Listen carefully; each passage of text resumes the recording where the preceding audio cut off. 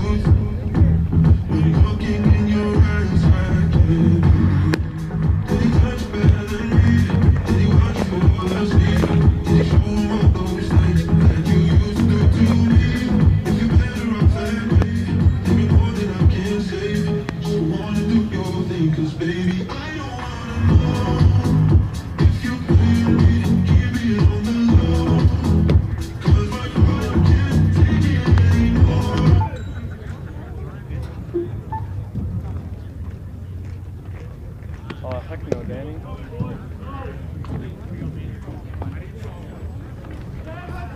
on, Danny, shape up, man. You gotta get him moving, man.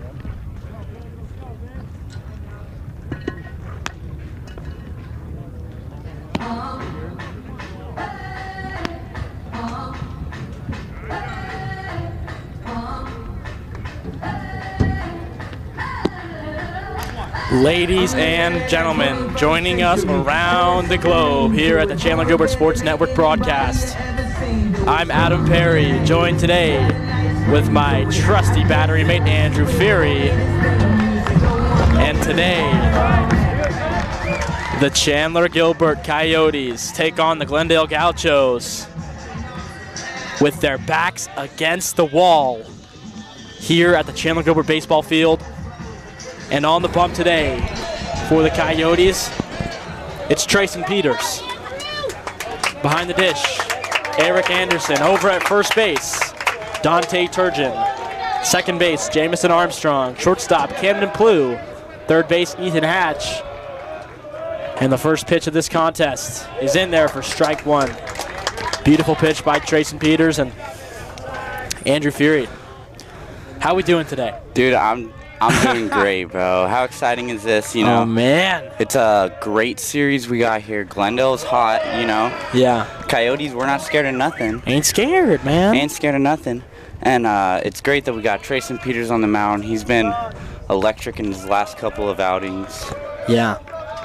Great season overall for Trayson as well. This ball grounded up the middle. Jamison Armstrong coming across, making a play, and the throw is picked by Dante Turgeon over at first base. What a way to kick this one off. You love to see that great show of athleticism and focus from Jamison Armstrong over there. That's awesome. Helping out his pitcher early on in the game. You know, at any point when you can help out your pitcher, it's big. But that there was also big because it's to start the game. What a tone setter. Yeah, what a tone setter. And Trayson right back on the outside part of the dish for strike one. If he can light up that outside part of the dish all day, he can find a lot of success. Yeah. Glendale saw success yesterday on the inside part of the dish, pulling baseballs. This one popped into shallow right center field. Coming in is Ryder Hancock. And Jamison Armstrong is going to take it himself. Ooh, I love that from J-Mo, taking some charge out there today. And just like that, there's 2 outs here in the top of the first. Coming up to bat now for the Glendale Gauchos, it's number 24, Rubio Ortiz. Ortiz batting .324 on the year. He's coming in to try and make a splash here. 2 outs already, though. And Trayson Peters, bender for strike one. Ortiz did not even think about moving the bat there. And I talked to Trayson a little bit before the game. I asked him, what's his mentality going into this one? And he said, just attack. Compete, attack, and throw strikes. So those are his big keys here today to hopefully his success. And I know he's capable of doing all 3 of those things. He looks good so far here today. This ball grounded up the middle. Jamison Armstrong ranging over, and he's not going to get there. Rubio Ortiz is going to have a 2-out base knock here in the top of the first. And quick shout out to Andrew Fury. He brought me a Red Bull for my birthday today. Much appreciated. And got you, buddy. And you know, another big shout out to the Chandler-Gilbert fans here. They brought us donuts. I believe it was the Hashizakis. Oh my gosh! And these are no regular donuts, ladies and gentlemen. These are like customized, like cool donuts. These are crazy. Not like the Bosa donuts. How dope is that? Yeah, these got some flair to them. Dude. Oh my goodness. That's sick. That's like that a looks cosmic like an brownie. Yeah, I might have to snag that one if that's cool. Yeah, you can have that. Oh, I appreciate it. Let me get a piece of that one, man. Yeah, take a bite. Sorry, ladies and gentlemen. We're like squirrels up here in the booth. Get distracted real easily, but the count is 1-1. 2 outs, runner on first base. Good pitch from Trayson, but it's just outside. Looks like some cut action there. And up to bat is number 29, Brian Espinosa. 5 home runs on the year, batting a robust .326 as well. Trayson deals the 2-1, and this one's going to be a bender away for ball 3. So 3-1 count here. And the Gauchos starting to make some noise in the dugout. That's just their ball game, really. They're trying to get in your head. They're trying to throw you off balance. And this one lifted to deep right field, tracking back Ryder Hancock, and he's right underneath that one for the 3rd out of the inning. Let's go. Heck yeah. Our turn to swing it. Yeah, we head to the bottom of the 1st. No runs come across for the Gauchos, and the Coyotes look to draw first blood.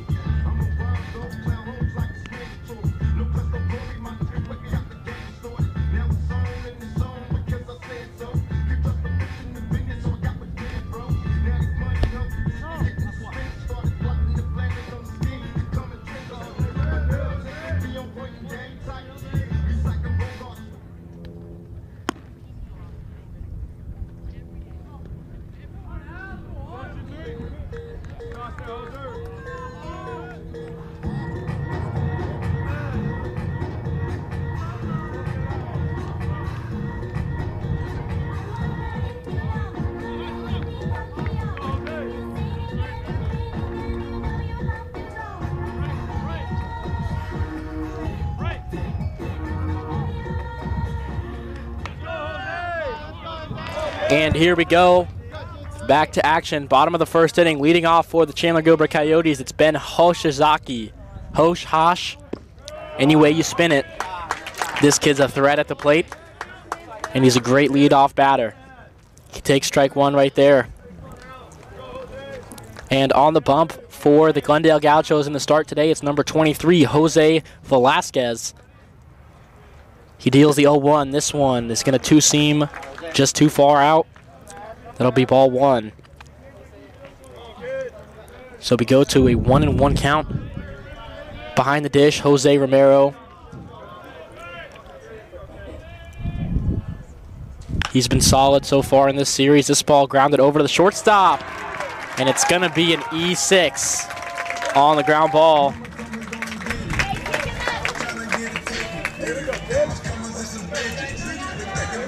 That's number 30, Devlin Smolanskis over there. He played a great game yesterday, but not off to a great start here today. Coming up to bat now for the Coyotes, it's number 10, Jamison Armstrong. And Armstrong loves flashing the defensive leather, loves flashing his tools, lays down a beautiful bunt. And he'll barely be gunned out there at first base, but he got a job done. He pushed Hoshizaki over. And if it weren't for the great play by Brian Espinosa, the Coyotes would have 2 runners on right now. But Brian Espinosa really swarmed all over that and made a bullet of a throw over to first base. And coming up to bat now with the runner in scoring position, it's Dante Turgeon. Now Turgeon nursing a bit of a hamstring injury. Wasn't in tip-top shape yesterday. He came out the gate looking amazing, but as the game went on, it was clear that it started to wear on him a little bit. We'll see how well he was able to recover last night. Hopefully got his 8 hours of sleep.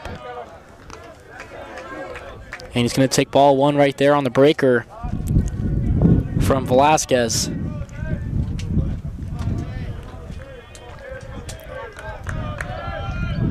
Dante had a great regular season. Looking to follow that up with a solid postseason, but he was injured in one of the first games against Paradise Valley. He's been nursing that hamstring. And it doesn't look like he's lost any power in the swing, let me tell you. 1-1 count, the pitch on the way. This one is low and away for ball 2. And time is called. Yeah, you know, and if you've ever played with an injury, like while you're playing, it's very tough on you mentally as well as physically, because you're worried about it constantly. You're playing kind of in fear of getting extra hurt. Yeah. You can't play to your full potential. Yeah. But Dante, man, he's a real competitor, and we've seen some big hacks out of him so far in this Healthy series. hacks. It looks like he's gonna fight through the pain for the Yotes. Yeah. He knows how big this is for the team as well as him, and he wants to get there. So yeah, I love that he has the courage to stay on the field and battle for his brothers. Yeah, he wants to walk there. There we go. He wants to Beautiful send this team to Enid, no doubt. Yeah, so close. So close for these Coyotes. But for the Gauchos, they're just one step closer. Today is win or go home for the Coyotes. If they're able to win, they extend it to tomorrow. And let me tell you, a win today would be the best birthday gift I could ask for. I love that. Let's see if they make my wish pull it come out true. for Yeah. you. Absolutely.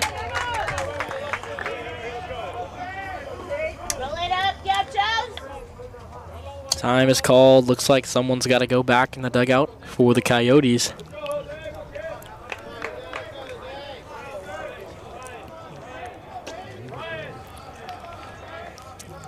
The tank up to bat, rips this ball foul down the third base line. Got a good piece of it. And he's battling well. He's in an 0-2 count here. Finish him yourself, 2-3. Love the fans cheering on. Love them. They really bring this game to life. You know what I mean? They bring so much flair. This is real playoff baseball, ladies and gentlemen. For those watching at home, I hope the feeling is reciprocated, and Tate Lewis is going to pop out to the shortstop, Devlin Smolanskis here, for the second out of the inning. And that'll bring up Mr. Green Jacket Camden Plew, who, as of late, is back in green jacket form. Oh, yeah, absolutely, man. We've seen some monster shots out of the kid. Oh, yeah, he's exciting to watch in the postseason. Some players, man, they're just made for the postseason. And Camden Plew is one of those players. We say he's somewhat similar to Reggie Jackson, Mr. October. You know, when the postseason comes out, it's time to really get in go mode. Camden Plew is always in go mode. We saw him make a couple great defensive plays yesterday. Already saw a play from him. Oh, there we go. Hard lumber. He's going to line out to the center fielder, but gets a good piece of it. Yep. We're knotted at 0 going into the top of the second.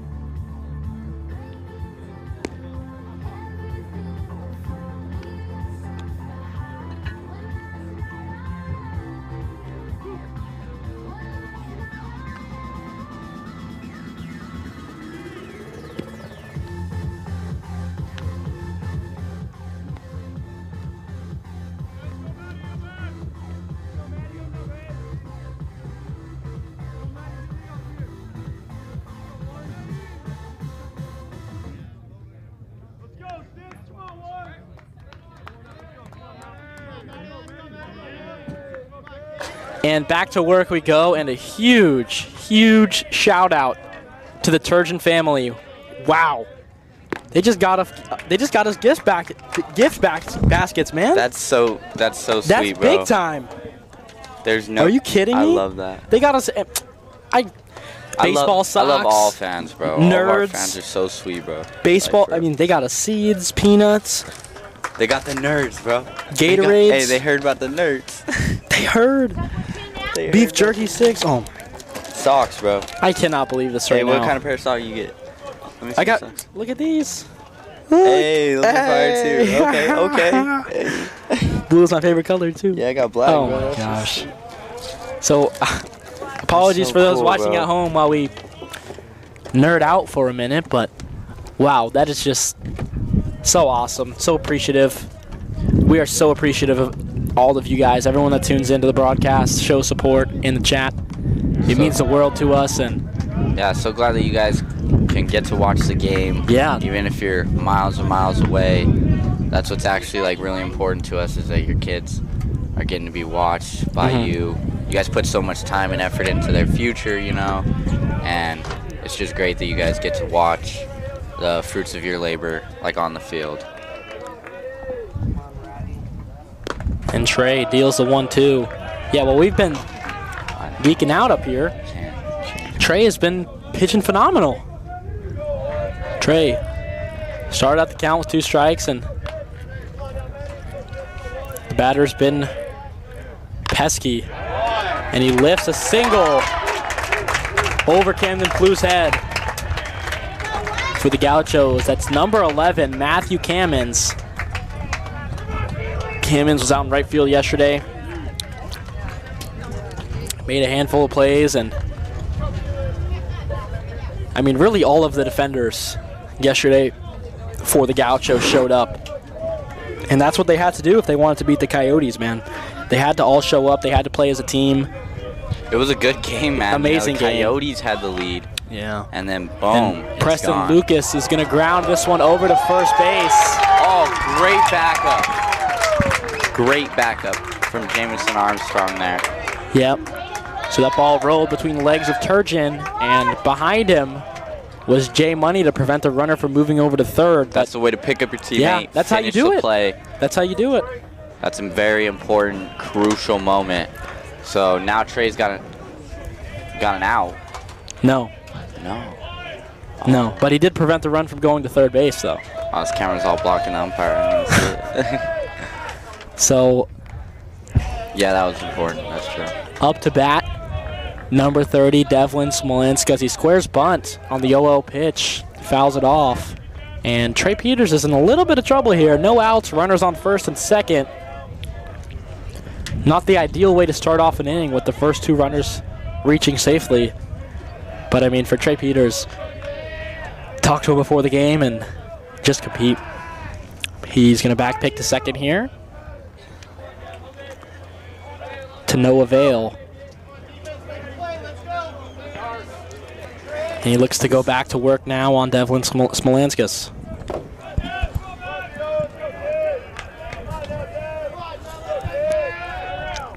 Peters rocks and fires, and that one Devlin ducked underneath.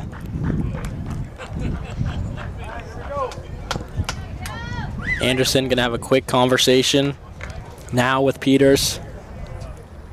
Could be a miscue, missign. You never know. All that matters is this next pitch. Yeah. Gotta Exactly. Continuously attack the hitter. A 1-1 count is a crucial point where the momentum can either shift your way or towards the hitter. Yeah. Executing here. Oh, they look to execute a bunt.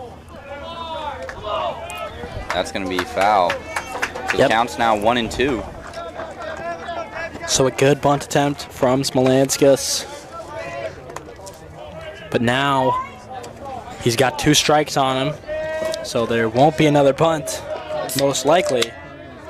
And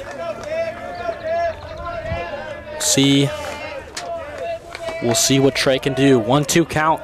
Runners on first and second. Peters rocks, fires, steals. And Spolanskas is going to foul it off to stay alive.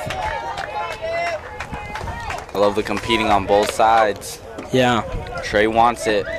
That Glendale dugout wants it real bad too. Everyone on their feet, nearly falling over the fence. Yeah, everyone wants it, man. And it's only the second inning, Perry. We got 9 to play. So much good Or 8 baseball more to left. play.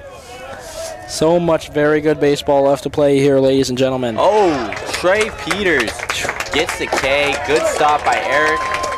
So there we go, 1 out.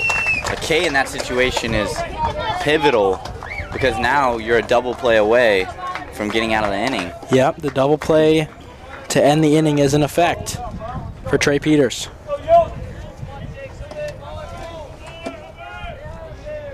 The student section for Glendale, a little less lively today. Yeah, they didn't make an appearance.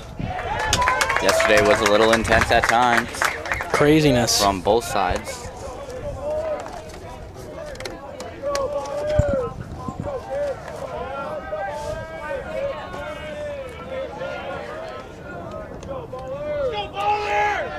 Baller in the box. Yep, Jacob Baller up to bat. And he's already behind 0-2 against Trey Peters. Baller put on a defensive clinic yesterday in left field, and my goodness, was he a key factor in the Gauchos' victory. He took at least 2 extra base hits away from the Coyotes on diving plays where he was full extension, full layout, something that you might see on ESPN.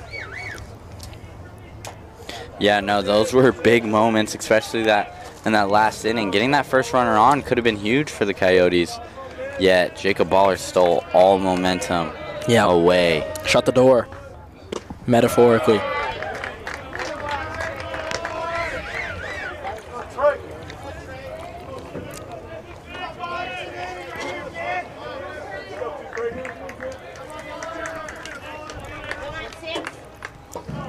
Two and two now, the count. 1 out. Runners on first and second base. Peters deals. This ball lifted high in the infield. Peters is going to take it himself. There we go. Taking 2 charge, down. and yep, he's got himself 2 outs here. Big Poppy stepping into the box as the Glendale fans call him. Jose Romero, the catcher, number 17. Romero batted 306 on the year. No bombs. No bombs. No bombs and no strike call for Peters right there. We go to a 1-0 count. Yeah, no bombs. Interesting. The 1-0 pitch. Trey missing with a cutter off the dish. It's a good pitch after you've kind of established the zone a little bit more. Maybe gotten ahead. Thrown in that situation, 1-0. Wasn't the best. Just saw another fastball out of the zone. So, I mean, hey, you know what?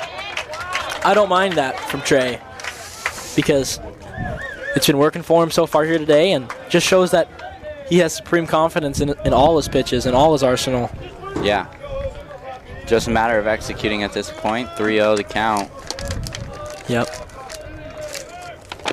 There we go. 3-1. It's the outside part of the dish.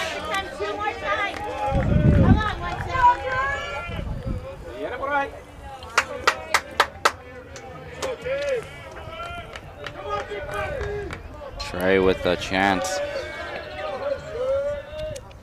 to silence the noise. No, he cannot. That's going to be off the dish. He loads up the bases.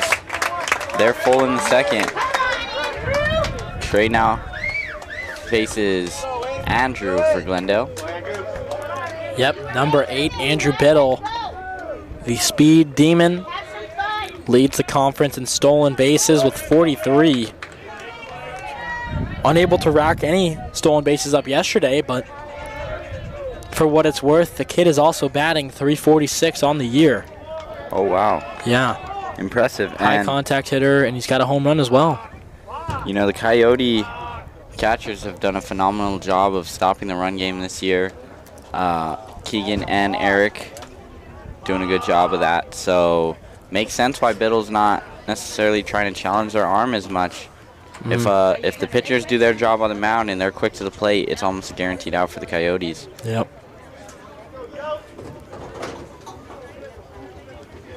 That is where they find the most success.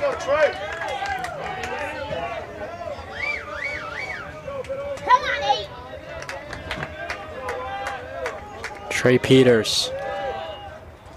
Rocks, fires, and deals a strike on the bender. Love it. Yep. And the noise levels are starting to rise here. Bases loaded, 2 outs. Top of the second inning. 0-1. Cutter outside, and that's going to be ball 1. That's a real good pitch, but also a real good take. You know, it looked like he was ready to fire if that pitch was a little bit more inside. Yep. You saw how he knows what spot he's looking for here. Trey just has to avoid it and still get strikes. Absolutely. There it is. That front door slider. Love the noise from the crowd. Oh, yeah, baby. They're all tuned in, all fired up. Trey ready to deliver the 1-2. This one grounded up the middle, and that's going to be a base knock for Biddle. 1 run is coming across, and the second is going to limp his way in, and that's going to be a hamstring injury for one of the Gaucho players. Number 25, Preston Lucas, grabbed his hamstring, clearly hobbled his way in the last 30 feet coming into home plate. He'll be looked at by the trainers for sure to evaluate if he can come back into this one. And up to bat in a big situation. Runners on first and third. 2 runs across. Is number 14 Carson Baker, batting .351 on the year. 4 home runs. Wow. Yeah. And I mean, the Gauchos have drawn first blood here. The score is 2-0. Yeah, they came to play today. They want it bad. And it's worth mentioning, nobody who has scored first so far in this playoff run for the Coyotes has won the game. This ball grounded up the middle to Camden Plew. He's going to make a gap, the backhanded play, and flip it over to Jamo to second base for the last out of the inning. And Trayson Peters limits the damage. 2 runs came across, though. Glendale Gauchos lead this one 2 to the Coyotes, 0. Jim.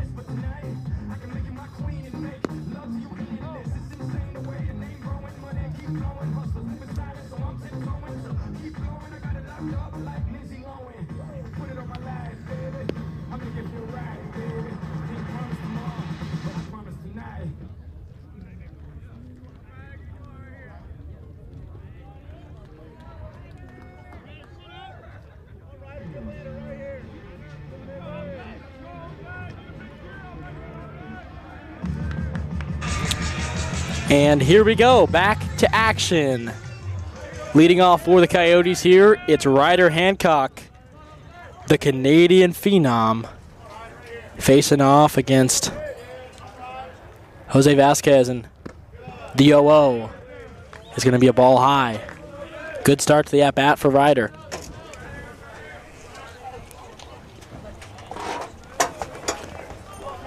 And keep in mind, for the rest of this game, the Coyotes are playing catch-up. So they came into this game knowing what they have to do. I talked to some of the players beforehand. Just attack and compete. And you've got to wonder how much urgency is going to be within that. You know, could be potentially the last game of the season. Yeah, if they don't win. Our backs are against the wall, but then again, we have played well with our backs against the wall. Yes. Last series, we went down 0-1 as well, so it's important to note that we will not stop fighting. Ryder Hancock draws the walk. That's going to get things going here in the bottom of the second, bringing up Ethan Hatch. And Hatch promised me a birthday hit. We'll see what he can bring to the plate.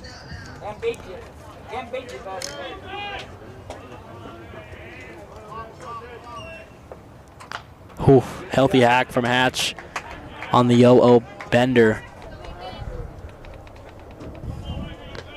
from Jose Velasquez. Birthday hit, man. Birthday hit would be nice. It's gotta happen, Hatch. Gotta happen. Let's get it done. On deck, Amir McGee. Oof. I would love a birthday hit from him as well. And you know what? From whoever's after Amir. And Ryder's going to take off. He'll be in there safely. Love it. Beats the throw from Jose Romero. That's the way to hustle. Yep, straight shootout right there. And Ryder Hancock's speed prevailed. So 1-1 is the count. No outs. Runner in scoring position for Ethan Hatch.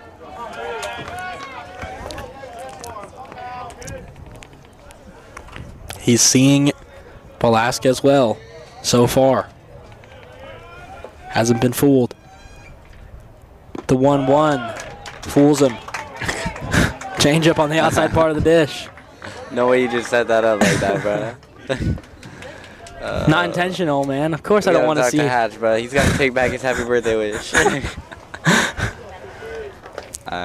Hatch. He'll be all right. 1-2 count. 1-2. He's going to get back right here. This one fouled straight back. Oh boy.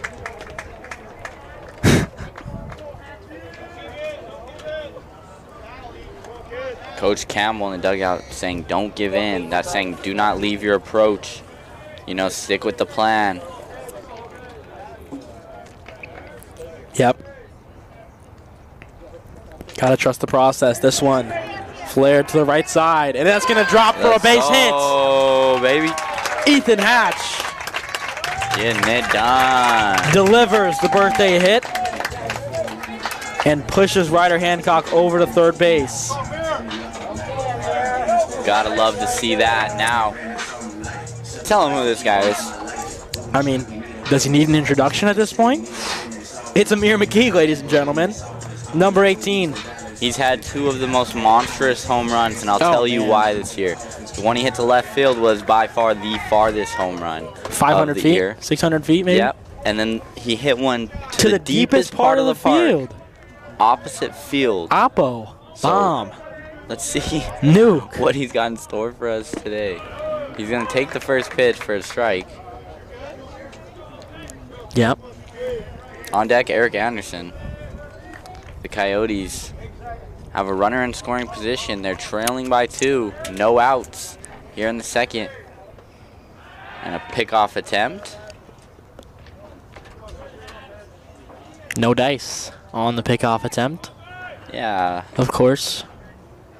Ethan Hatch not going to be backpicked. Amir McGee squares a bunt and can't lay it down. Fouls that one straight back into the catcher and umpire. So he goes to 0-2 now, but still in a great situation. No outs for the Coyotes. Runners on first and third. And we know how the Coyotes play. We know that they like to roll the dice a little bit. Yeah, they're gritty too. And, you know, with runners on first and third, you never know what might be coming from them. But with 2 strikes, they're definitely just going to trust Amir McGee to get the job done. They're going to back pick once again over to Hatch, but Hatch is on it.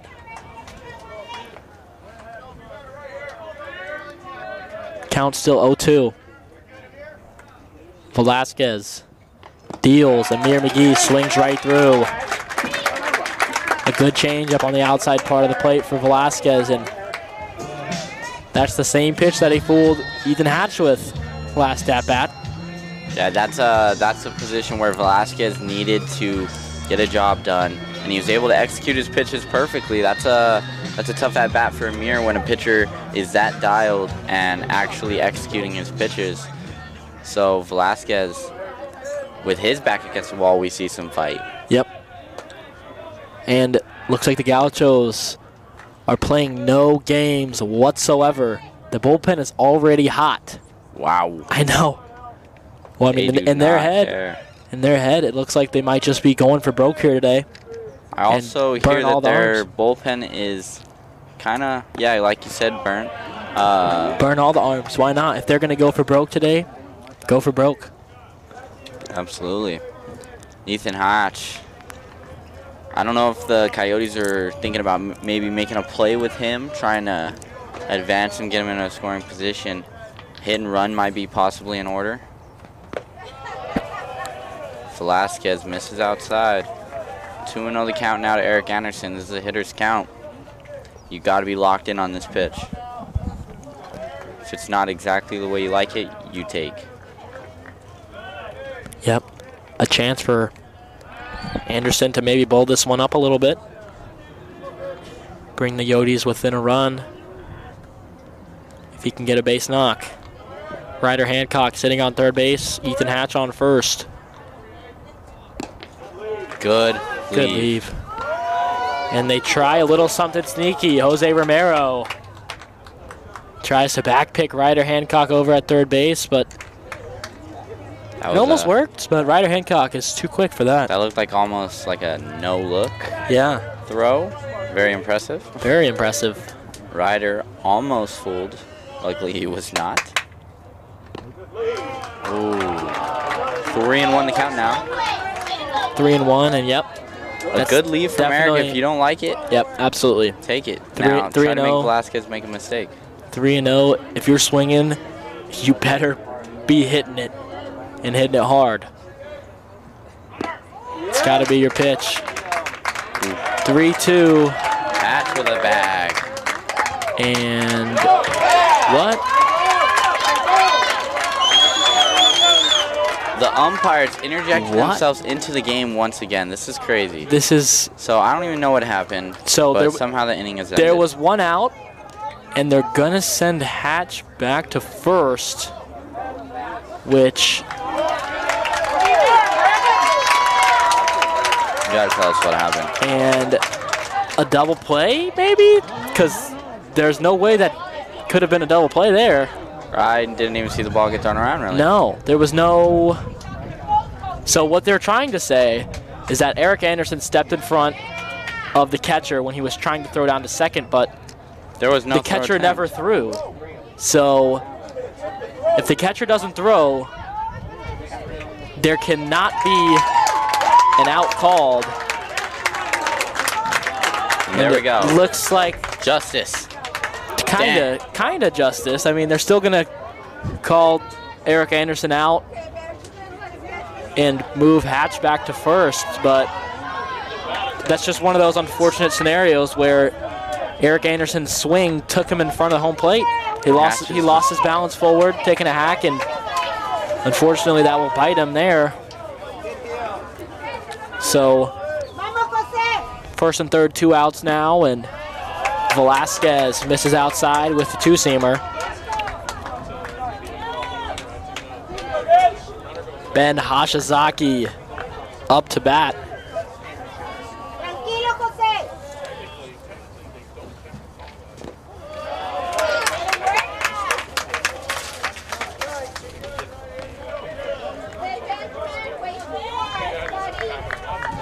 Ben being patient, you know, he doesn't want to give away this at bat. This is a big situation. I love to see that he's patient, he's locked in. The 2-0 pitch. Fastball, two-seam once again, and that ball two seams just off the plate for ball 3. You know, regardless of getting runners across, it's important that the Coyotes are making Velasquez work right now. We could potentially get to the bullpen a lot quicker. As they're already warming up someone, and now the bases are full. Now, let me remind you, Perry, we're coming up towards the heart of the order. You know, we got Jay Money coming up right now. Yeah. He's an electric player. He can do big things in big moments. And now the bases are full. J-Mo, what is your answer for Velasquez? And I'm going to make a bit of a prediction here.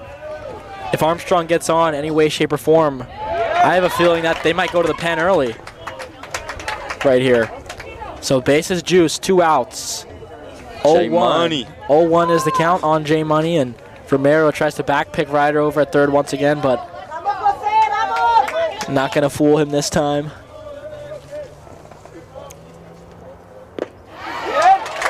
And a beautiful bender from Velasquez is in for strike 2. 0-2, J-Mo back against the wall, bases loaded. Huge opportunity for the Coyotes to equalize or even pull ahead. The 0-2 pitch, Bender doesn't draw a swing from J-Mo. Great hold there. We go to a 1-ball, 2-strike count. And, I mean, this is we talk about turning points, momentum shifts. This is one of them. Whoever gets the better of this at-bat right here will have all the momentum. Go, J-Mo. The 1-2 pitch, Bender. J-Mo swings through. And that'll do it for the bottom of the second inning. Jose Velasquez works his way out of danger. We head to the top of the third, where Trayson Peters looks to recover a bit and post a 0. The score, Glendale Gauchos 2, Chandler-Gilbert Coyotes 0.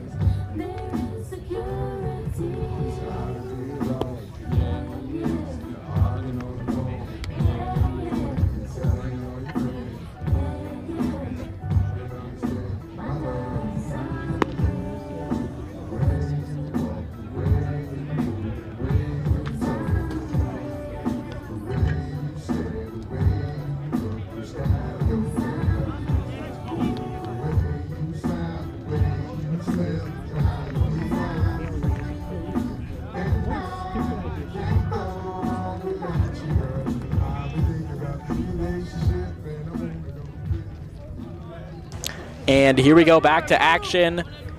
Trayson Peters still on the bump. Up to bat is number 24, Rubio Ortiz. And Ortiz got a base hit last at bat, and he's going to be on once again. That's going to be an E4. Jamison Armstrong just off his glove. He's made a handful of spectacular plays and unfortunately couldn't make another right there to start off the top of the third. And up to bat, number 29, Brian Espinoza. And Espinoza had a phenomenal regular season. Batted .326 with 5 home runs. This one he's going to foul it off himself. The home plate umpire taking a minute to call that one. He must not have seen it bounce off of Brian's foot.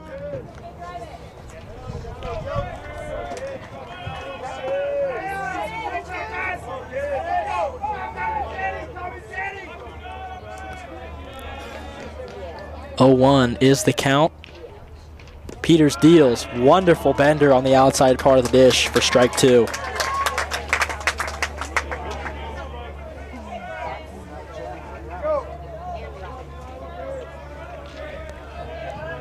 0-2 is the count.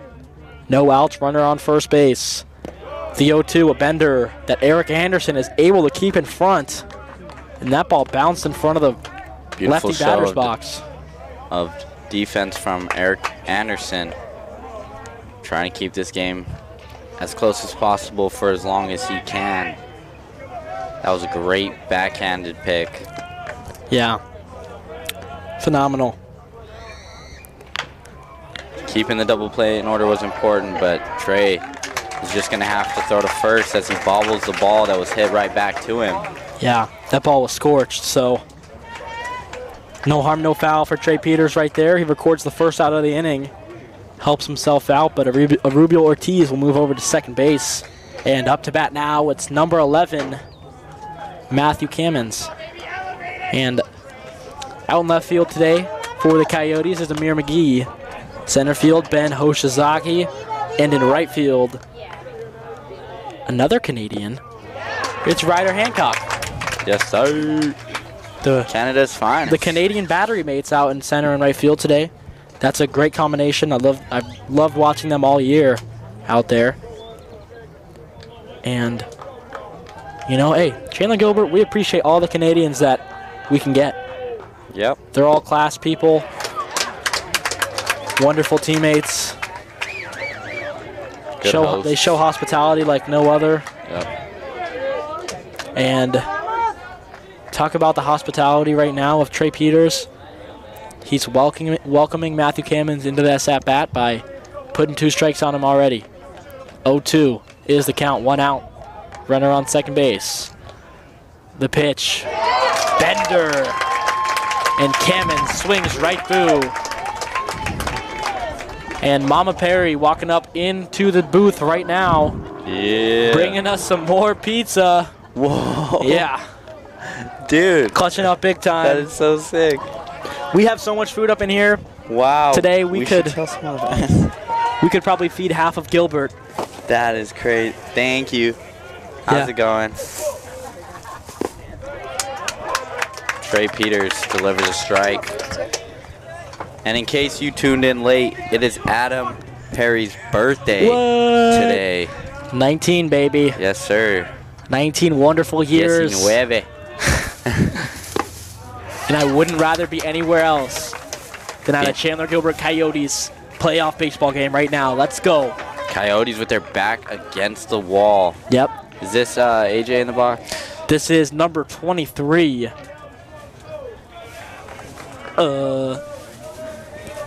Aiden? Yeah. 22, apologies, yes.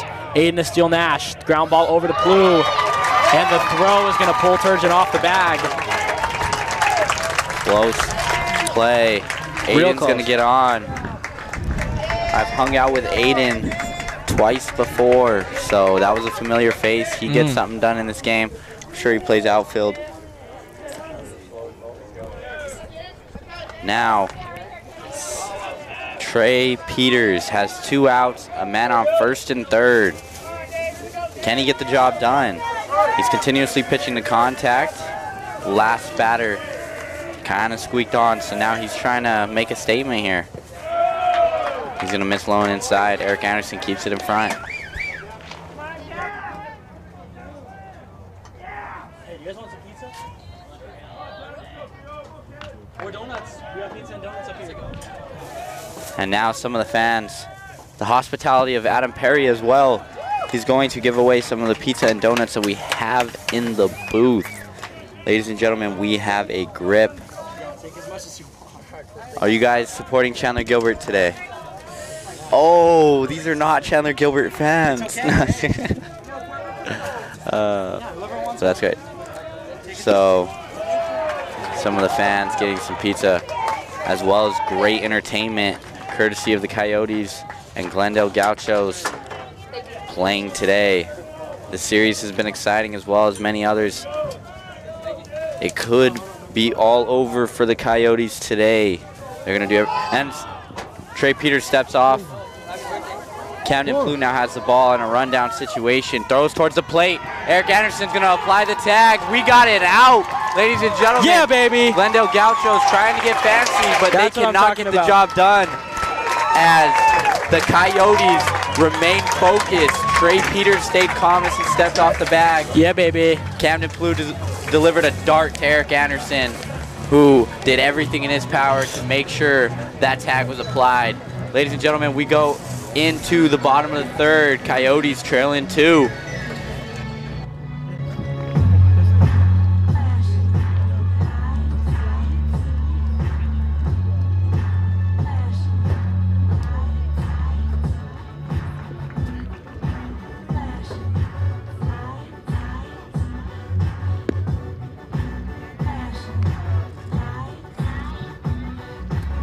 She don't believe in shooting stars, but she believe in shoes and cars. Wood floors in the new apartment, cool tour from the store's departments. You more like love to start. I'm more of the trips to Florida, order the orders, using the water straight from a page of your favorite author. And the weather's so breezy, man, why can't life always be this easy? She in the mirror dancing so sleazy. I get a call like, where are you, Easy? And try to hit you with the old wacky till I get flashed by the paparazzi. These got, I hate these more than a Nazi. All I know you love to show off, but I never thought that you.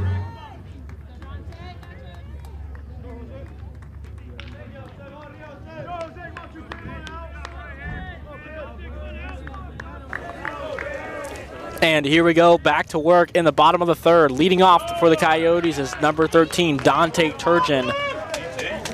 And the pitcher today, Jose Velasquez, is doing a great job of keeping the Yotes off balance. He's mixing in the breaker very well. And the changeup for him on the outside part of the dish has just been phenomenal. Yeah. And I've noticed that everything he throws has some kind of movement. He doesn't throw a straight fastball. He throws a two-seamer. And, you know, sometimes it tills away too much on him, but when he throws it right and gets it to start at the right point, it can be nasty. Dante Turgeon grounds this one up the middle, and he's going to be there safely at first base. The throw gets away, and he's going to take second.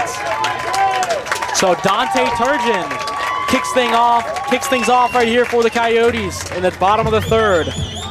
You know, get it done, any means necessary. That's what Dante did. He got it just past the pitcher, and he hustled while hurt, may I remind you. Yeah. So, love the display of courage from him. He's going to get into scoring position with no outs for the Tank. And for those watching at home, if you want to make a drive out to the Chandler-Gilbert baseball field, we're giving out free pizza and donuts in the broadcast booth. The hospitality of these Yotes fans is second to none, and they spoiled us a little bit too much here today. This is great. I love Happy it. birthday to Adam Perry. Oh, man. That's me. Yes, sir. The Doc, if you will. Whatever you know me by. The Summer Baby. Probably pretty cool being a Summer Baby, huh? Yeah, it's nice, and especially how my birthday normally lines up with the end of the school year and whatnot. This one grounded just barely foul for Tate the Tank Lewis. Yeah, today's my last day of school as well. So. Oh, you're still in school. Wow. Yeah, I know, right? Finished like 5 days ago. Maybe? Really? Yeah. My teachers love to draw things out, but no complaints. No complaints. Great. It was a great semester.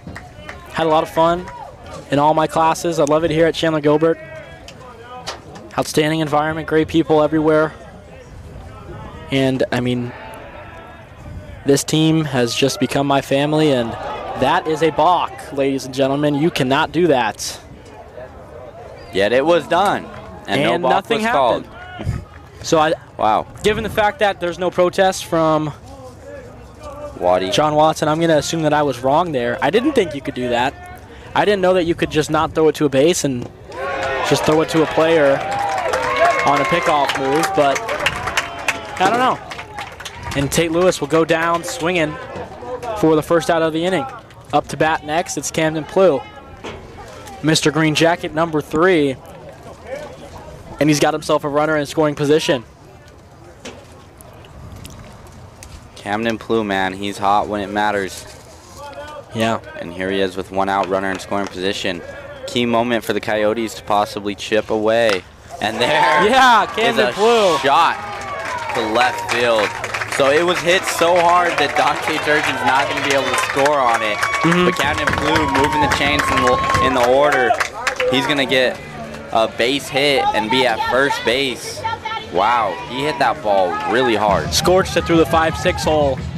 And the left fielder, Jacob Baller, fielded it and got it in quickly. Dante Turgeon had no time to even think about rounding third. So up to bat, it's Ryder Hancock. Runners on first and third, and he's got a chance to chip away at the Gauchos' lead here. The Gauchos, of course, jumped out to a 2-run lead in the top of the 2nd inning. Things just got away from Peters a little bit, and they capitalized with a base knock up the middle.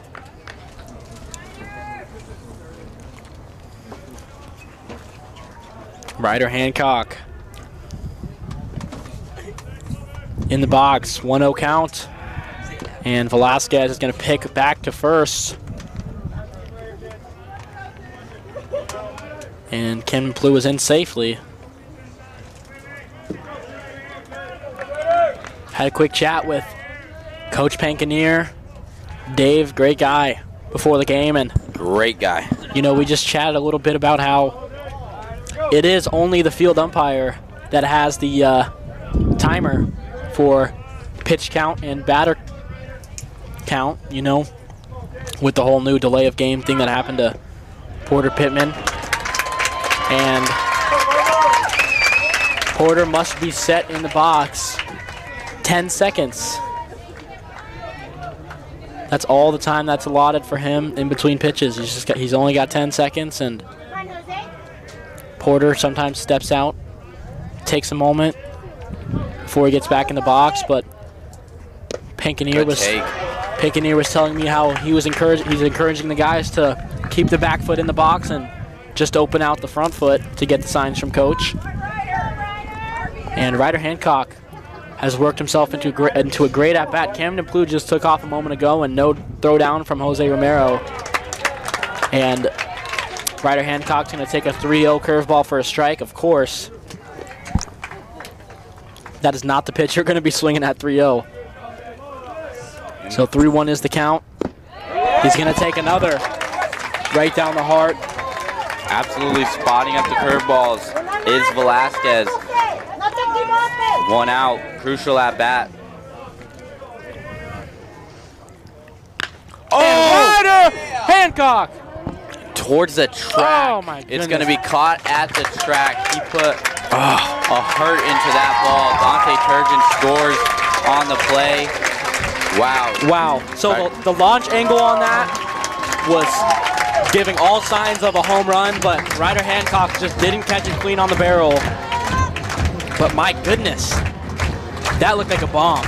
Regardless, the Coyote fans are fired up because the Coyotes are now on the board. Yep, they've chipped away at the Gauchos' lead. Now the Coyotes only trail 1 run here in the bottom of the 3rd, and they have a runner on 3rd base, Camden Blue. Up to bat is Ethan Hatch, the man who promised me a birthday hit. He got that. He already met his expectation. Yeah. But hey, who says you can't go above and beyond? Yeah, I don't mind getting extra birthday gifts. I don't know about you. Hey, man, I'll take them.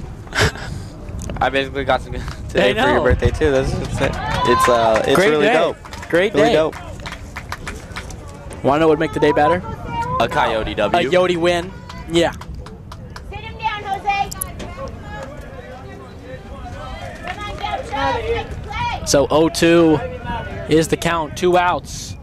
The pitch from Velasquez. This ball grounded towards 3rd base. Brian Espinosa coming up, making a throw, and doing it all on the run, and he does it well. He puts away Ethan Hatch for the 3rd out of the inning, and the Coyotes head back to defense now. They've chipped away though. Gauchos still lead 2 to the Coyotes 1.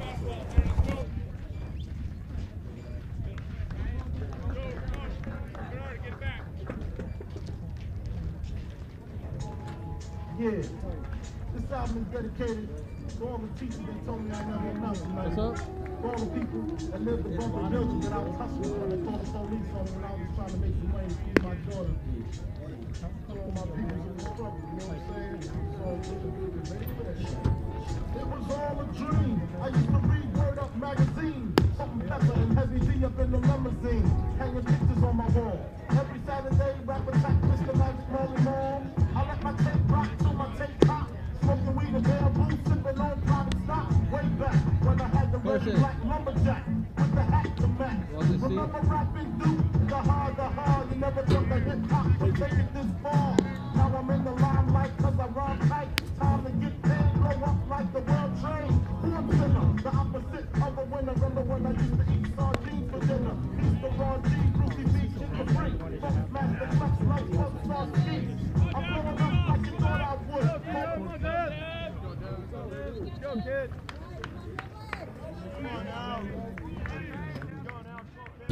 And here we go. Back to work for Trey Peters, coming into his 4th inning here in this start. He deals the 0-0. This one is fouled way back over the Gaucho dugout. Up to bat, it's number 30, Devlin Smolenskas, the shortstop today for the Gauchos. And for Trey Peters here, he's off to a great start. 0-1 and make that 0-2 on the bender. 2-strike count. Trey Peters doing what he told me he would today. Just throw strikes. Battle, throw strikes. And wow. Wonderful cutter from Trey Peters right there. Did he say he was going to be extremely filthy? He didn't mention that, but wow. We should have just known. Yeah. I think he wanted us to infer. Absolutely. So now Trey's got 1 out already. 1 out for Mr. Peters. This ball batted hard towards Camden Blue, and it's going to be an E6. And the batter, number 6, Jacob Baller. We've talked about how he's been playing phenomenal defense so far in the series, and how about the bat? The bat is looking good for him as well. Yeah, you know, you got to contribute any way you can, and he's doing it on both sides of the ball. Yep. He batted .295 over the course of this season, and picked up a home run as well. Up to bat now, the catcher, Jose Romero, who batted .306. 306. A great number. Clearly showing he can put the bat on the ball. And he can defend the plate as well, very well. Yeah. He's been doing a great job this series of limiting the Coyote run game, but today it looks like the Coyotes are willing to roll the dice a little bit more with the run game.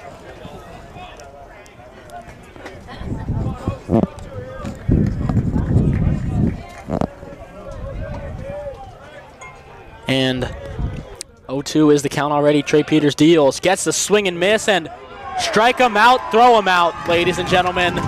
Eric Anderson shows off the cannon. Trey Peters saying, bring it on, baby, hype me up. And a great tag from Jameson Armstrong as well. That's Coyote baseball, ladies and gentlemen. We head to the bottom of the 4th.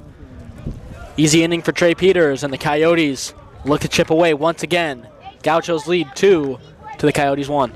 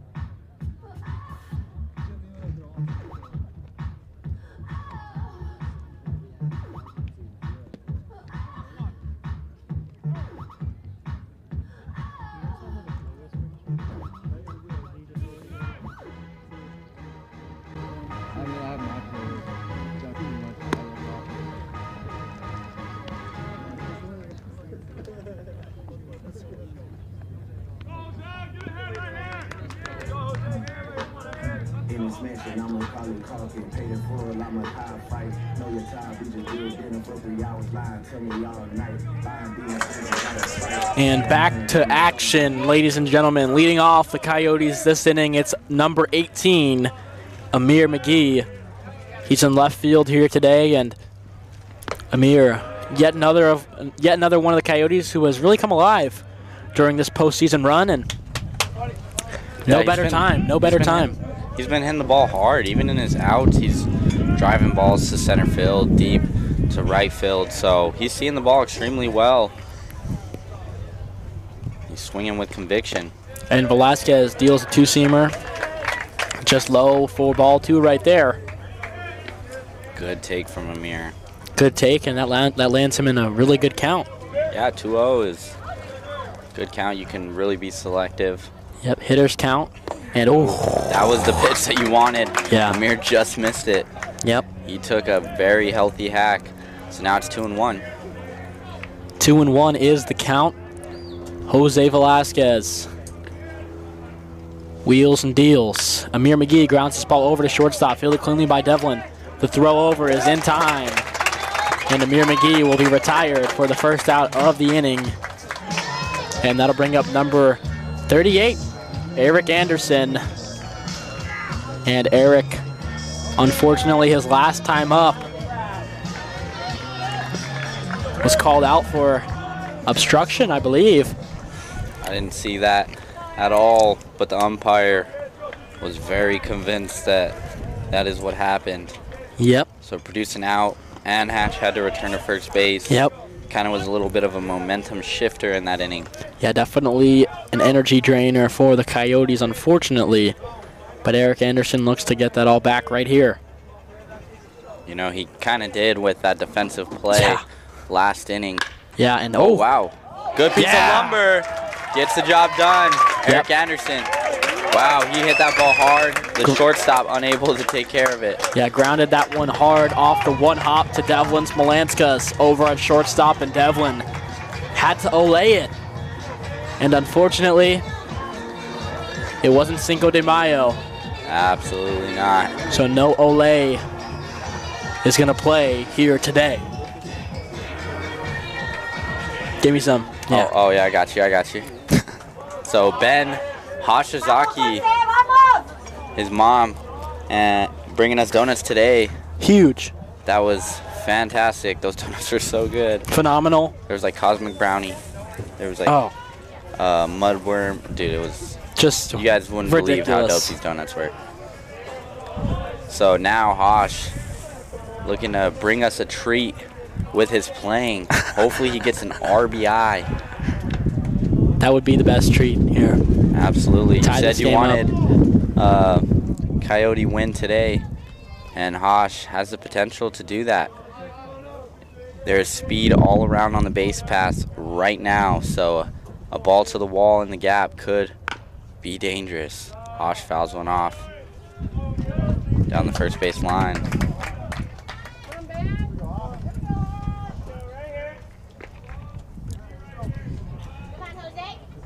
And Jose Velasquez has worked out of trouble a good amount of time so far in this outing, and the Glendale Gauchos have had the pen rolling since the second inning. So very interesting tactic from them. We didn't see a whole lot of this yesterday, but looks like maybe they aren't giving Velasquez as big of a leash. Maybe they have no idea what they're doing. See, I wouldn't say that. You know, if the Coyotes get to the bullpen, that could be very, very pivotal. That's always kind of our game plan. Exactly. We want to get to the pen. Yeah, games have... Oh, Seth with a big lead. It was a pitch out attempt. Seth playing the mind games over at first. He's going to win that battle. All the time. And now, Ashizaki with a 1-1 count.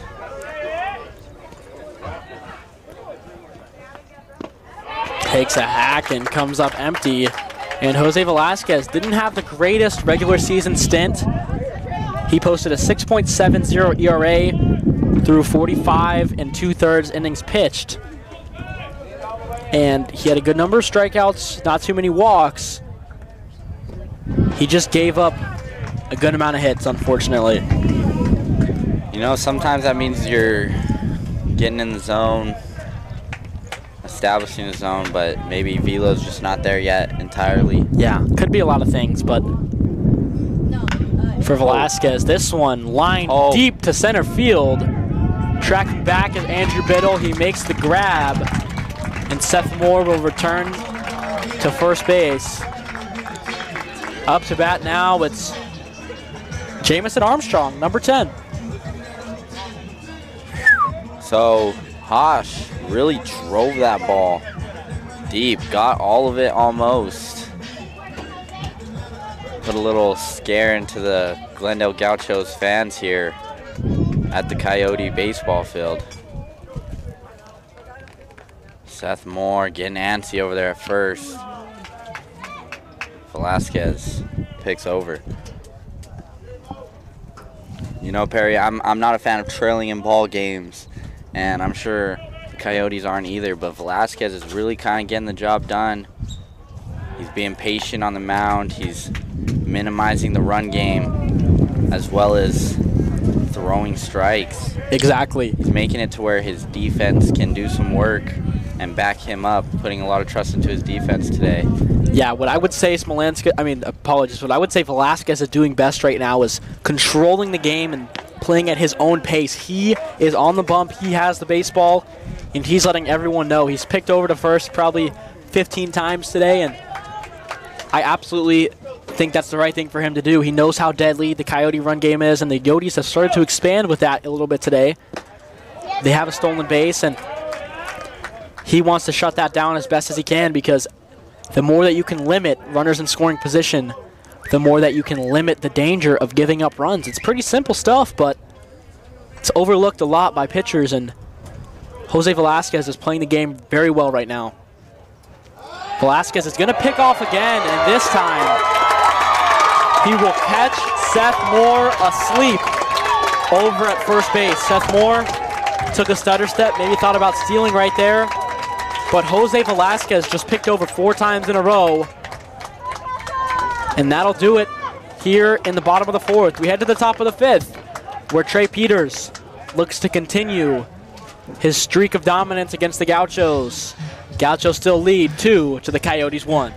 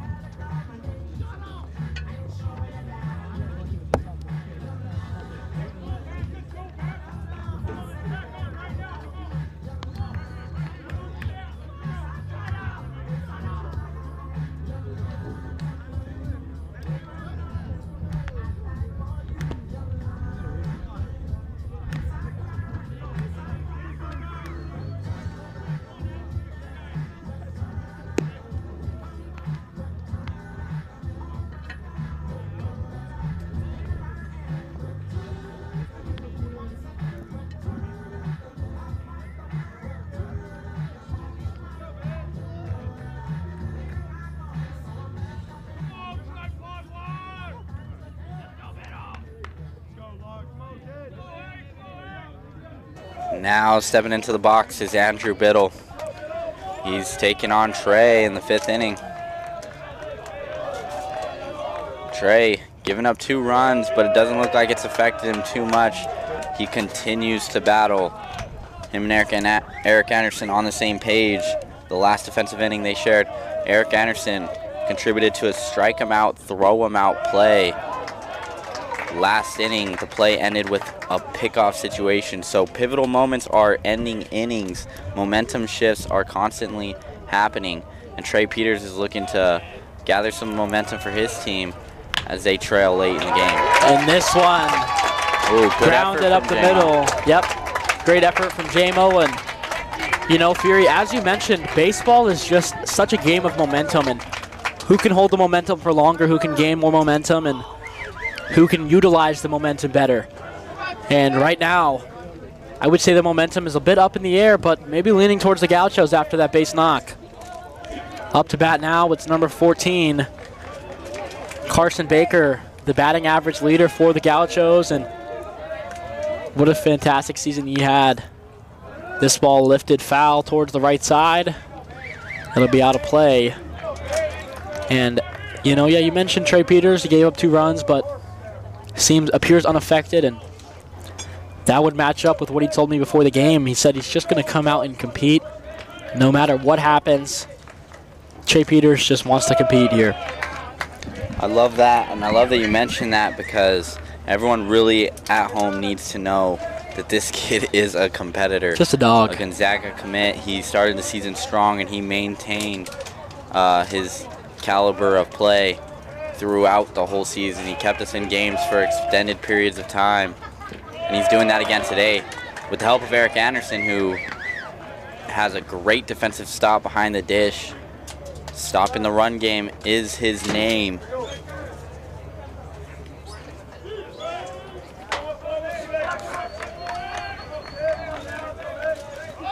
The runner goes. Eric Anderson flashes the cannon.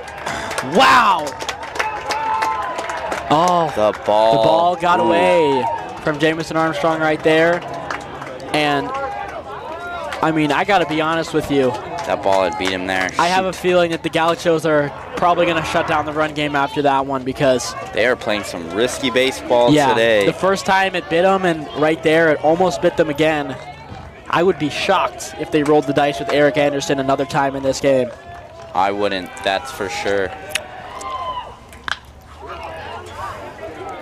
Ball hit to the left. Oh, that's going to get past from Aaron McGee. That's trouble. The Gauchos plate 2 more.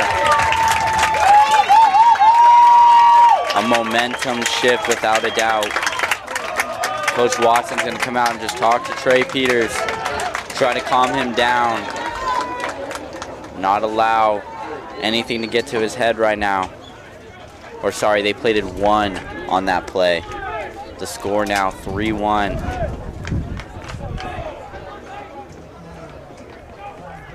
We'll take a quick break while Coach Waddy sorts things out up there.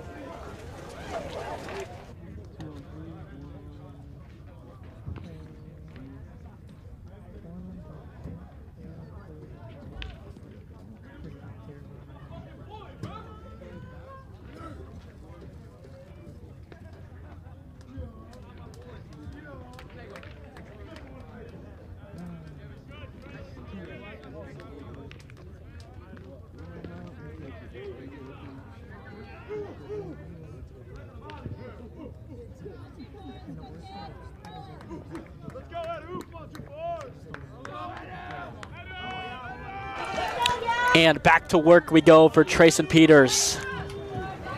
He's looking, feeling good, up on the bump. Runner on second base. 1 run has come across this inning. Up to bat is Rubio Ortiz, the second baseman. And for Trey Peters right now, just got to keep his head straight on his shoulders. Yeah, I mean, the way this kid handles adversity, it's no question he's going to compete till the very end. Yeah. The Coyote bullpen is officially getting some work in. And I think it's Carnsey out there, but... Alex Carnes, the sophomore. Yep. So Rubio Ortiz at the dish. 1-1 count. Beautiful cutter. Beautiful cutter by Trey Peters right there. It's a beautiful day for baseball here at the ballpark. The Coyotes are trailing in a 3-game series. The winner is the team that takes home 2. Yep. Trey Peters locked him up.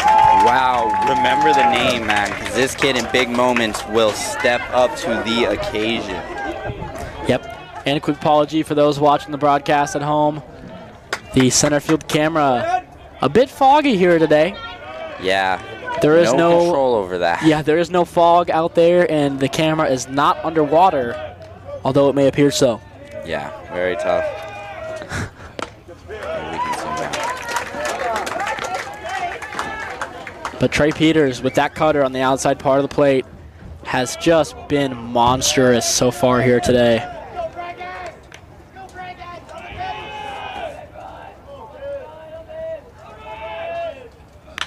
This ball lifted to right center field. Tracking over is Ryder Hancock, and he makes the grab. That kid just makes it look easy out there in right field. How big was that? You know, picking up Trey on 2 outs the now. hardest hit ball of the inning. Yep. So now there's 2. Trey can get it done himself or put some more trust in his defense, who absolutely has to back him up here, as that runner on third will make it a 4-1 game if he comes across. So Trey Peters looking to lock it down. And up to bat, it's number 11, Matthew Cammons for the Gauchos. And Trey Peters, slider, strike 1. 2 outs, runner on third base. And Trey Peters is looking phenomenal here in this start.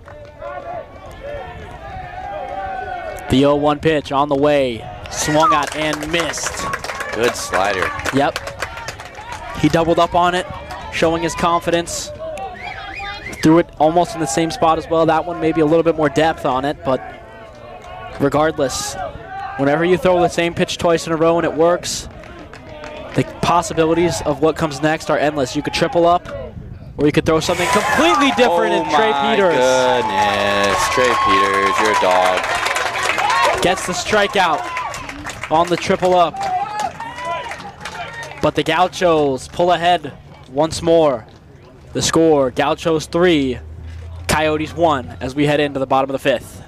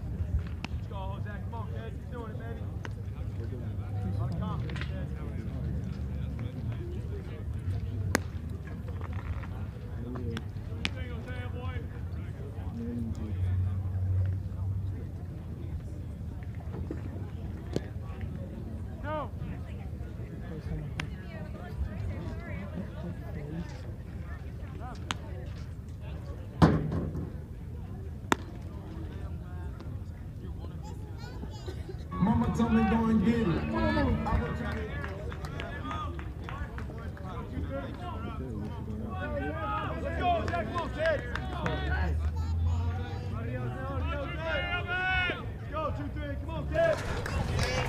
So back to work for the Coyotes offense, trying to chip away at this one.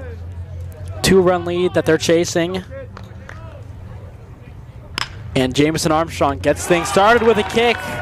A hard line drive, but unfortunately hit it straight to the shortstop, Devlin Smolanskas, and he reels it in for the first out of the inning. Up to bat next, number 13, Dante Turgeon.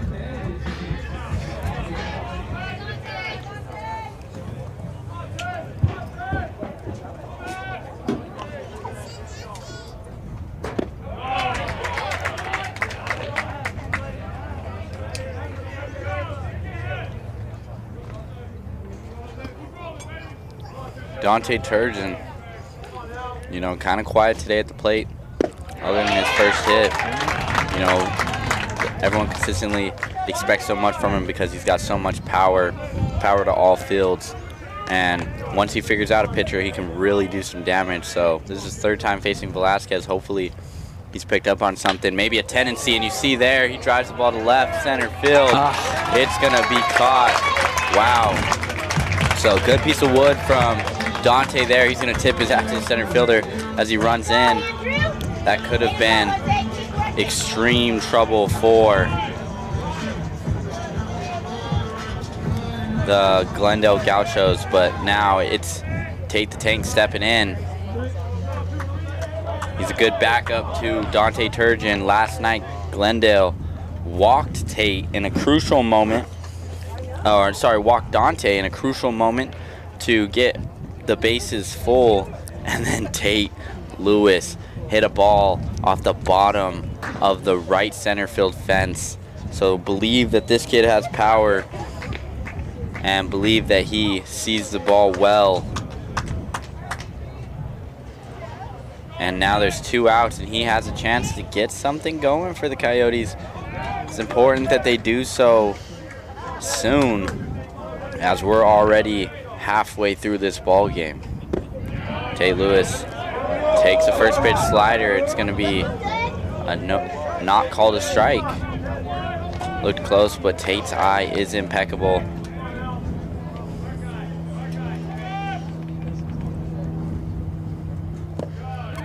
Good lead from Tate there. Yep.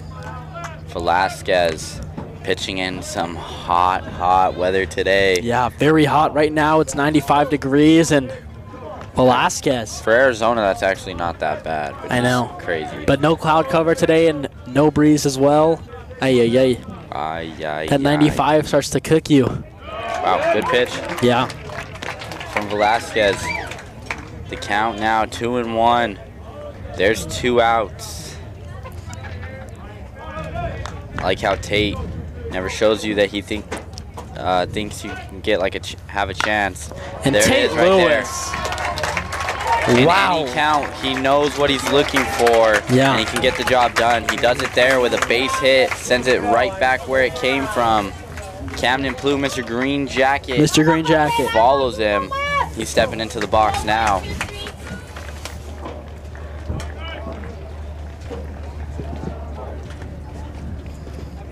And the Glendale coach is going to come out and speak to his right-hander. Yep, looks who's like going to be done for the day. So Jose Velasquez, 4 2/3 innings pitched, 1 run allowed. And you can't ask for much better of your starter than to keep you in the game and to come out of the game with the lead. Only allowing 1 run is phenomenal, so a tip of the cap to Jose Velasquez. Yeah, And definitely showed out today. Yep, we'll take a quick break as pitcher Noah Marks warms up and gets ready to come into this one.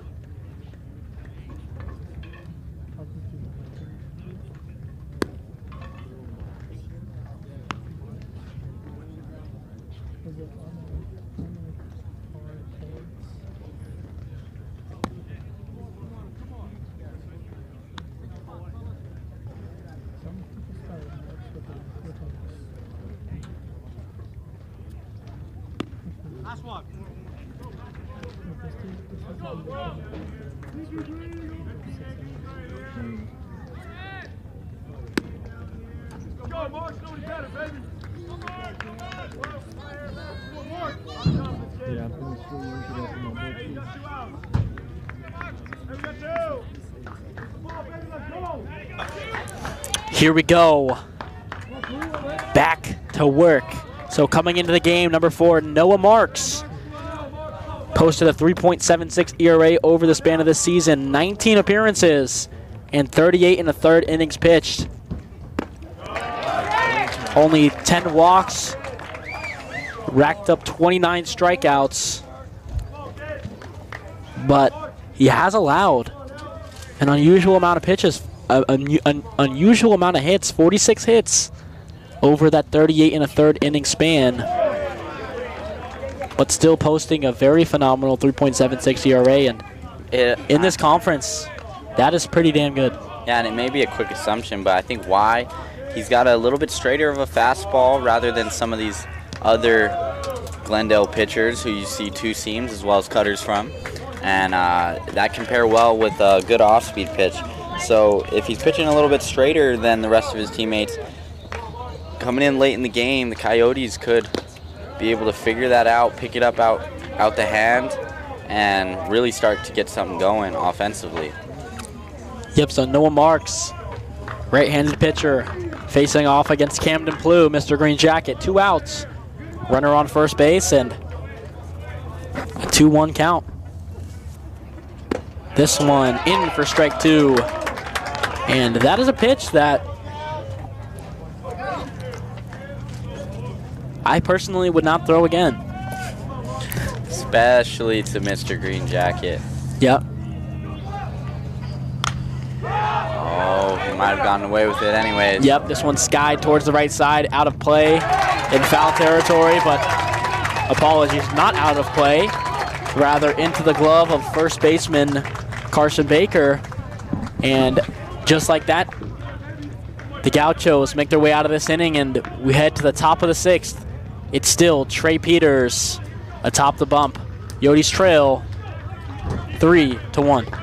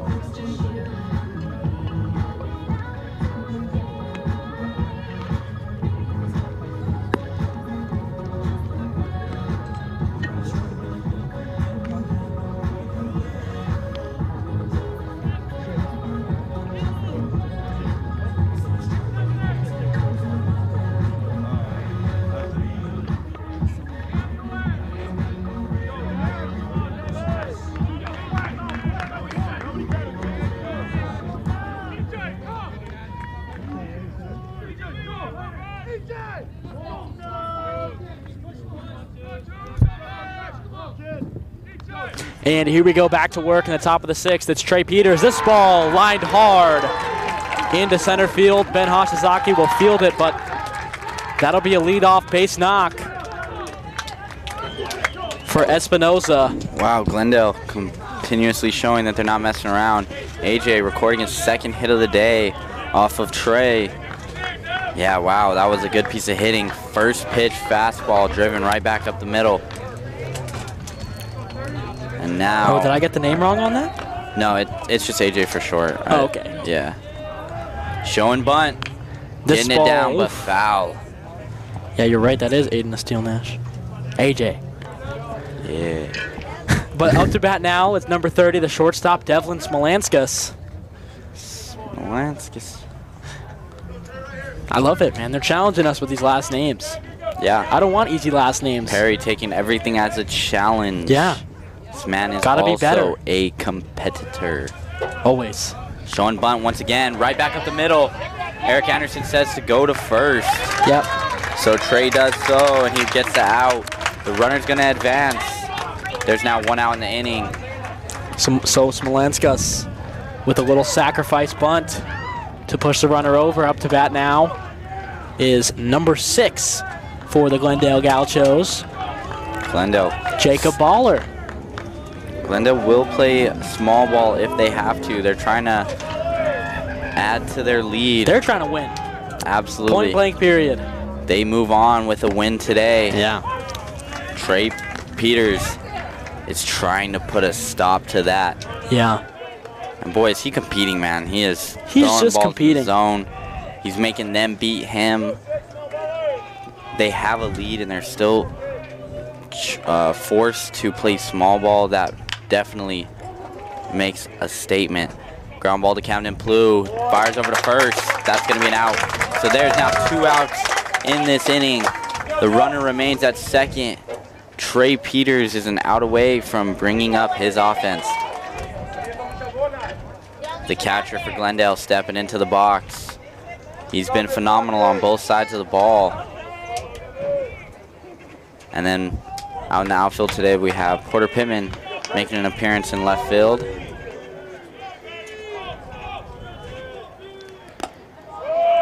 Trey Peters misses off the dish.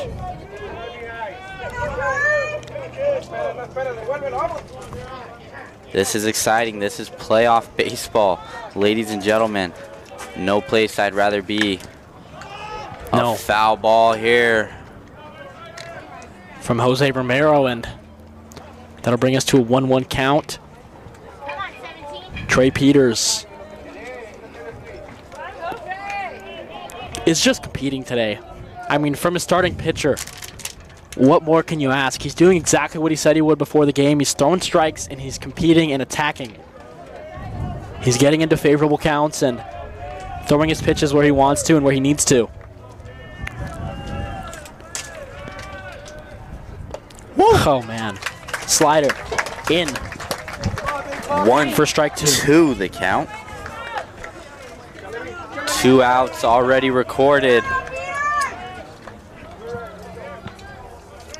Yodi Nation on the edge of their seats. Trey Peters fires, almost draws the swing from the one they call Big Poppy. Big Poppy in a 2-2 count. 2 outs, runner on second. That's a lot of 2s. The Coyote bullpen still getting warm. It's Alex Carnes out there. Carnsey. But Peters deals. Oh, man. Misses by a hair. There's the cutter again from Peters, and he threw it where he has been finding success all day, right on the outside corner. He wanted that too. I mean, dude, just his ability to replicate that pitch over and over today and have so much success with it is just truly admirable. Trey Peters Peters is shake in this situation. He knows what he wants to throw down there. Yeah, Trey Peters is on today, ladies and gentlemen. And when he's on, it's just a spectacle to watch.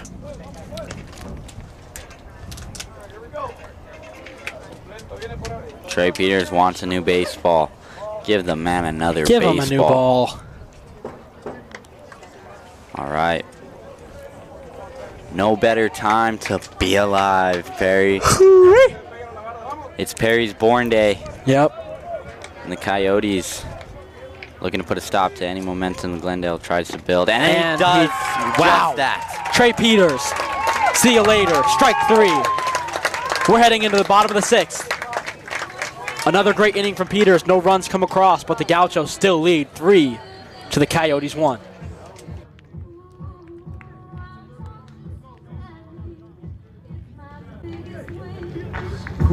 I spend my time just thinking about you. Every single day, 'cause I'm really missing you. And all those things we used to do. Hey girl, what's up? It used to be just me and you. I spend my time just thinking about you. Every single day, 'cause I'm really missing you. And all those things we used to do. Hey girl, what's up?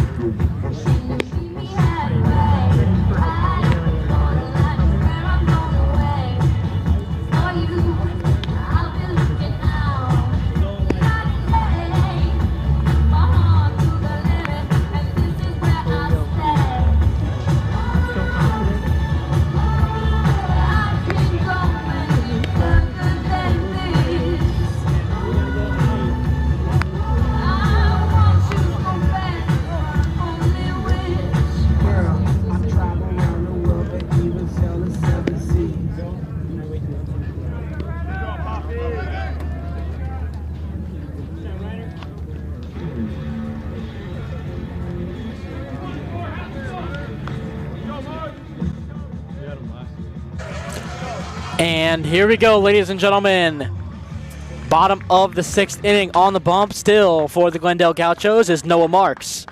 And up to bat for the Coyotes, the Canadian Phenom, Ryder Hancock.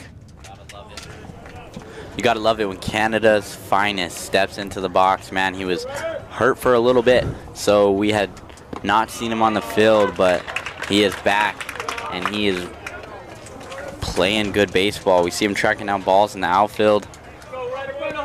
Putting together a good at-bat here could be crucial.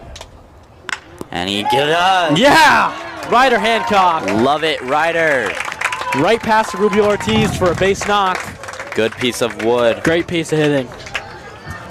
That's big. So And now it's Ethan Hatch. Gets the Coyotes started off in the best way possible with a base runner. And Ethan Hatch now coming up to bat. Number 24. Playing third base today for the Coyotes, and he's been over there for quite some time now. Takes a hack at an 0-0 bender, but can't straighten that one out. He goes to 0-1 now. 3-1 is not a huge lead. The Coyotes have come back from much worse. Oof. Wow, what a bender, but no called strike from the umpire. I'm with the umpire on this one. I don't know about you, but That looked good. I'm not going to lie, that looked good. I Maybe don't know the what- presentation was a little off from the catcher. yeah. But nonetheless, Ethan Hatch with a great eye knows the umpire's zone. Throw back to first. Ryder Hancock's going to get it back in safely. Dang, man, it just feels extra hot today. Maybe it's because I'm wearing the black Chandler-Gilbert shirt. Yeah, and you're a little bit in the sun, but Yeah, no, it kind of sucks where I'm the sitting. biggest thing is no breeze today. That's where the heat's coming from. We're just baking out here like a convection oven. Like a convention oven. Convection, just like the convections that were given to us today, these donuts. Convection. My goodness. Delicious.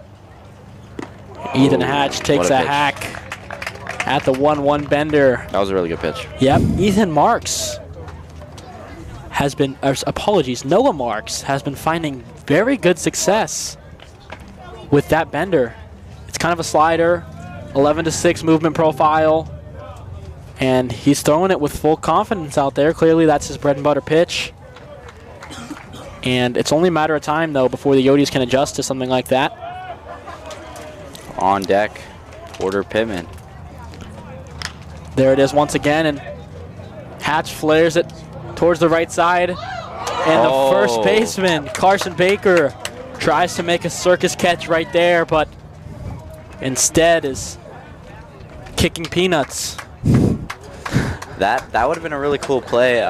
What is it, Willie Mays that made the famous over the back, over the shoulder, over the shoulder catch. So Yep. wouldn't have been like hit as hard or as far as much of a run, but nonetheless a fantastic play. Yep. Couldn't come down with it though. At this ballpark, we have seen some tremendous Crazy plays, yeah. I love it. So the 1-2 pitch to Ethan Hatch. Another bender and a swing and a miss for strike 3. That'll be the first out of this inning, and coming up to bat now, Porter Pittman. His family's in attendance, and let me tell you. His family's in attendance? Yeah, right here. Let's go. Wait, where at? Right here. The Pittman genes are strong. Pittmans are in attendance. Let me tell you, Porter's brother looks like a clone of Porter Pittman. Wow. Yeah. Strong genes. Porter takes the inside curveball. Doesn't catch any of the plate. He gets ahead 1-0 early.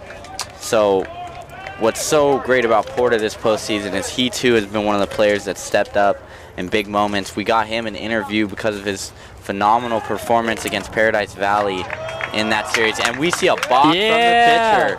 There we go. Good call from the umpire there. He's paying attention. Noah on the mound is gonna contest. He does not believe that he balked, but the umpire's not gonna overrule in his favor. Coyotes now have a runner in scoring position. There's one out. Porter Pittman with a chance to shorten the Glendale Gauchos lead.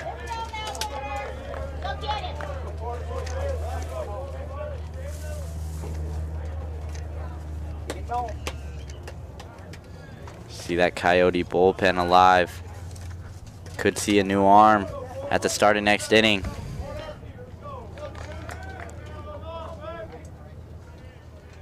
Pitch underway. Porter takes. You know, if the pitcher's struggling, you let him struggle. Make him come to you. It's very important that Porter keeps that in mind, as he could eventually get the pitcher to just make a terrible mistake, and he could take advantage. Yep, just stay within himself. 2-0 count. The pitch, fastball down the heart. Pittman takes a healthy hack, and rightfully so. That swing kind of is opposite of staying within yourself, like you just said to do. Yeah. Porter was looking to hit that ball over the scoreboard. But hey, you know what? 2-0, I'll give you some slack on that pitch. Agreed, bro. I Take agree a healthy with that hack. mentality. Take the healthy hack right there. But 2-1, now he should look to stay within himself. And he fouls this one back out of play on the bender from Noah Marks. And that slider of Noah Marks proving to be quite a difficult task for the Coyotes to overcome.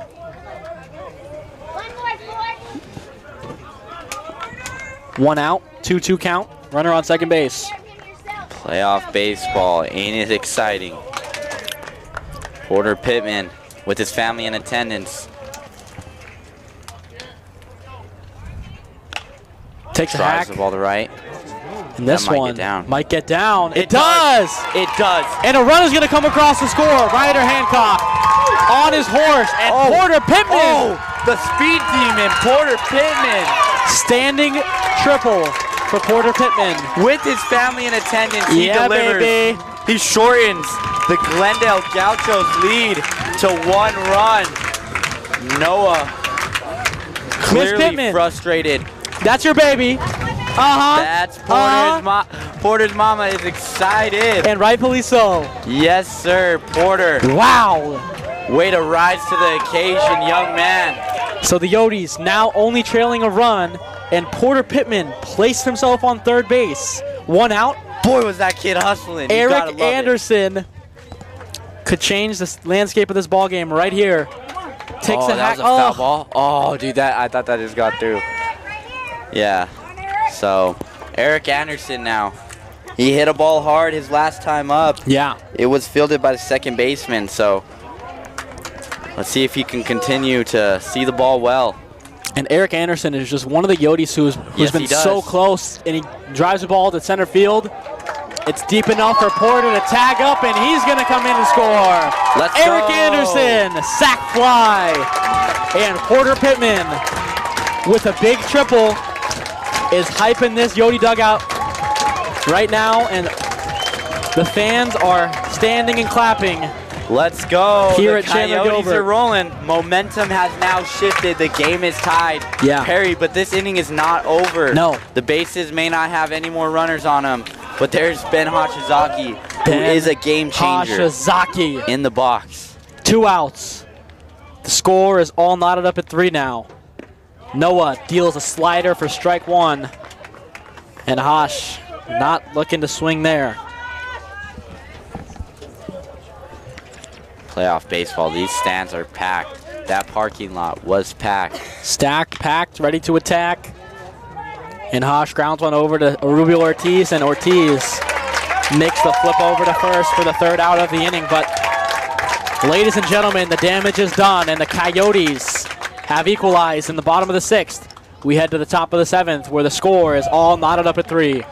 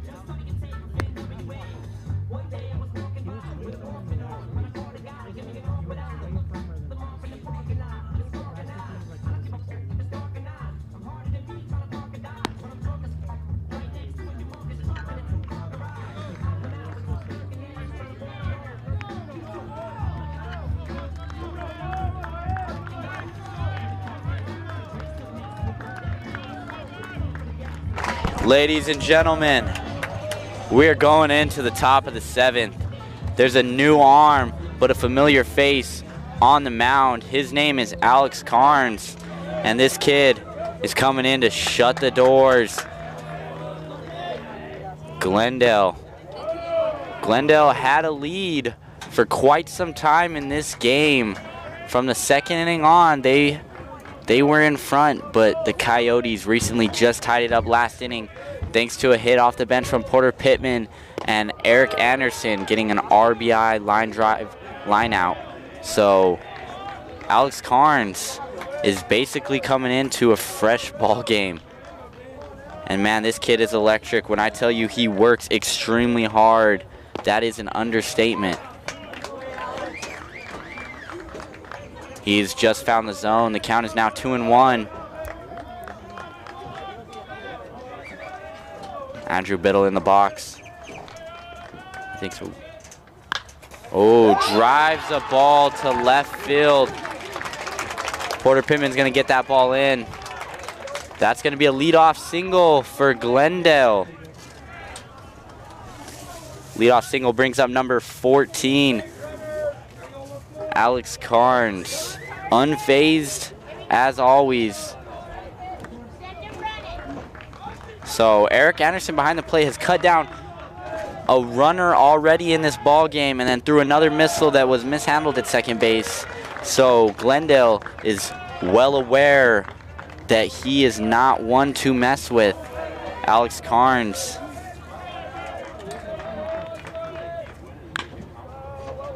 Filling up the zone. Ethan Hatch gets the ball off. Wow, unable to get the out at first base, but Ethan Hatch, a ball over his head, he drops steps, gets the play, gets the leadoff out at second base. We have 1 out in the inning. Phenomenal play from Ethan Hatch. We've said it before, that kid is very much in contention for Golden Glove this year. And it shows there.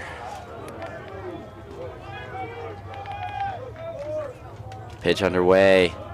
That's going to be low and in the dirt. Number 24 for Glendale stepping into the box.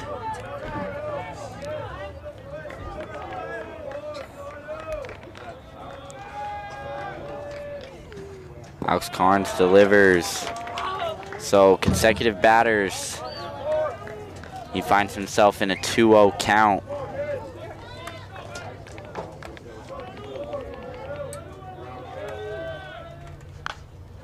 And that ball is going to be fouled back over my head. Ladies and gentlemen, it is a phenomenal day for baseball here at the ballpark. There are packed stands. Without a doubt, one of the most electric environments for baseball in Arizona. And that ball is popped into right. Ryder Hancock is going to be underneath that one. Gets the out. There's 2 outs now in this 7th frame. Alex Carnes producing weak contact from Glendale. Ryder with a batter in the box now who's hit a couple balls to right field. So he should be aware out there. Alex Carnes delivers, and wow, that ball was already by number 29 when he decided to swing. 0-1 the count.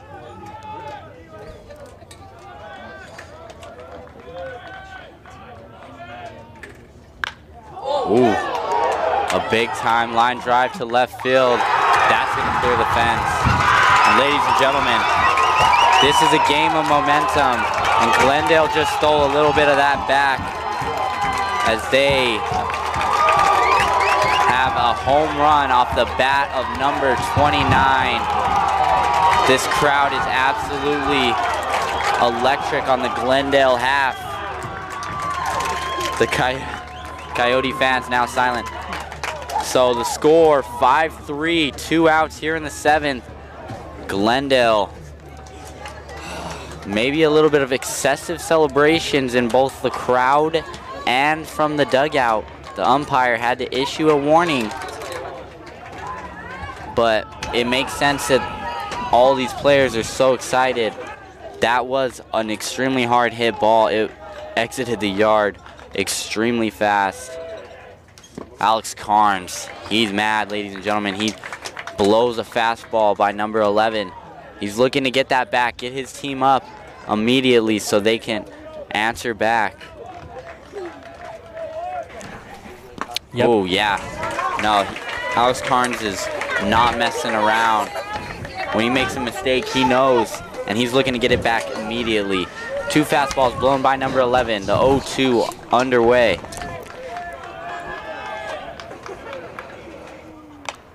A curveball. Left up slightly. So you want to kind of bury that a little bit more just in case good contact's produced. But here we go. 0-2, 2 outs. And the home run pitch was a high fastball. Eric was set up high. And Alex Carnes trying to make up some ground and gain back some momentum right there with that strikeout, but it'll all come down to the Coyotes offense here, chasing 2 runs as we head into the bottom of the 7th.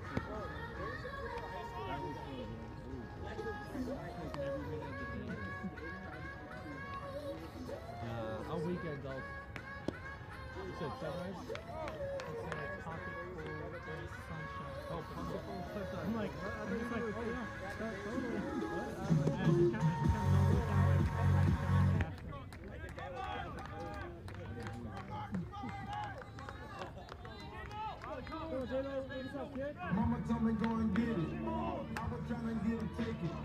I was coming with some digits. Been thinking about it for a minute. All right, ladies and gentlemen. Stepping into the box now, Jamison Armstrong. He's going to be facing Glendale's Noah bullpen Marks. pitcher, Noah. Yep, exactly. So first pitch, slider. J-Mo showing the aggressiveness. He wants to get those runs back almost immediately. Last inning, a home run gave Glendale the lead. The home run came off the bat of the third baseman, number 29, and wow, it left in a hurry. Yep. Coyote offense needs to get rolling. No way to answer back better than getting a couple hits and building momentum. This, dude, Perry, we've said it all year long. This is a game of momentum, man. Yep. And Glendale's bats give them momentum going into the field, so Noah has a little bit of that built up where he can be slightly more successful because his team is amped. Coyotes need to put a stop to that and build their own momentum. J-Mo unable to do so. He takes a drawn-out hack, and there we go. 3 sliders beats him. That's going to be a K. Dante Turgeon stepping into the box. An absolute animal. He is. He's looking to get something going. Another slider. 4 sliders thrown from Noah. All have been strikes. Another. Dante unable to produce good contact. He's going to lift it into right. Underneath it is the right fielder. 2 quick outs. Glendale getting it done. You know, on both ends of the ball. No marks. He's sticking with what he knows works. He is throwing sliders at will. Tate the Tank should maybe take that into consideration as he steps into the box now. Yeah, another slider. Actually, possibly a cutter on that pitch. Nah, I'm going to go with slider just because it moved as much as it did. Cutters aren't going to usually move that much. Yeah. So 1-0 the count. Tate, I would be definitely sitting a slider here. Hopefully he misses his spot, leaves it up, and you can punish him. Oh. That would have been the pitch right there. Yeah. Hanging slider. So, from yeah. Noah Marks is in there for a strike. Yeah, 1-1 the count. This game has been exciting to watch, as have all the other games in this postseason. The Coyotes not ready for their conquest to Eden to be done. No. And Tate, lines the tank, lines out to left, man. Good piece of contact. Nothing you can do about that. He had an approach. He was sitting on a slider. Yep. But Glendale successfully holding their lead of 2 runs. It's 5-3. Alex Carnes is going to be on the bump as we enter into the 8th frame.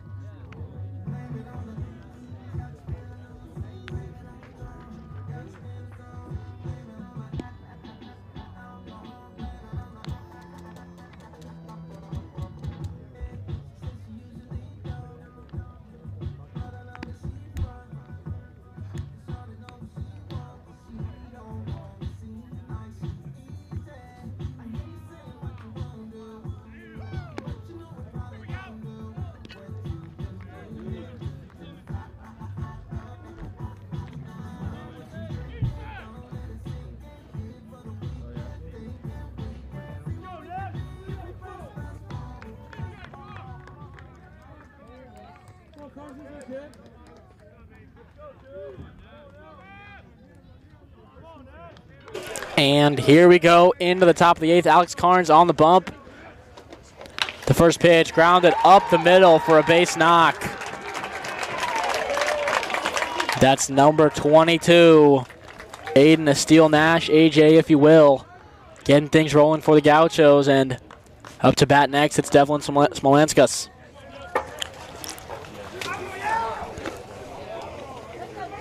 You know, Perry, any good broadcaster would, we have to give credit when credit is due.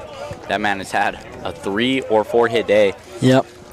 And Smolenskas with the bunt attempt can't execute, so he'll take strike 1. You know, the Gauchos are continuously doing that. Once they get someone on, they want them in scoring position. Yeah. They like to apply pressure by having a runner at second base. So, unable to execute there was number 30, but Alex Carnes, hopefully he's on a hop and he's looking to get out at second base if it's right back to him. A good bunt instead. And Ethan a throw Hatch. over from Ethan Hatch is in time. Jameson Armstrong covered the bag. There we go, 1 out, but Glendale successfully gets the job done. They move on. They move the runner. Come on, let's hit a liner, bud. So 5-3 the score. Perry, it's not fun trailing. It is not. It's not. It's very stressful, and I'm sure Dude, the Coyotes. stressful indeed. I'm sweating, bro. Yeah. I am like. The Coyotes know that. They know what position they're in. They know what they have to do. This ball is lifted to right field. Tracking is Ryder Hancock. outfield assists on the year. He's right under it, and he's going to try and make the throw over to second, or apologies, the third, but Ooh, man. That AJ beats it out. was a good attempt. Yeah. So 2 outs. Runner on third base. And up to bat, Jose Romero. Alex Carnes, though, has a chance to shut the door, prevent any damage from occurring here in the 8th, and that would put the Yotes in the best possible position to make this comeback. Gauchos still lead 5 to the Coyotes 3. The 0-0 pitch to Romero. A bender, that's going to hit him in the shoulder. So no harm, no foul there. Still 2 outs, still a runner on third base. But now there will also be a runner on first. So first and third situation. Now Andrew Biddle steps in. Yep, Andrew Biddle up to bat. Big situation here for Alex Carnes. Season-defining moment for the sophomore. You know, there's no one in the pen right now. Coyotes looking to ride out Alex for now. He's got to get it done. It's up to him. And the sophomore, man, he's willing to take on any challenge. I know that for a fact. 0-0 count. Good stop, dude. I'm not kidding when I say it. Eric Anderson is a difference maker when he is on the field. He defends that plate like his life depends on it. He's just, every time we see him out there on the field, he's putting on a defensive masterclass. And as a fellow catcher, man, I can appreciate that. Excited to play alongside him next year. Kid gets it done behind the dish. And in this situation, you don't see Glendale running because they know who's behind the dish. And Alex Carnes, if he can continuously throw strikes, we have a chance. Pitch underway. That's going to miss up. Biddle doesn't bite. 2-1 the count. Coyote fans on edge.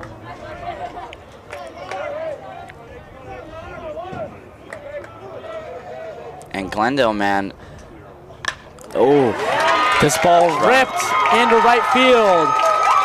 1 run will Way to score. cut that off, Ryder. And Ryder, oh my goodness. they're going to send him. The throw at the plate is going to be off target. 2 runs come across.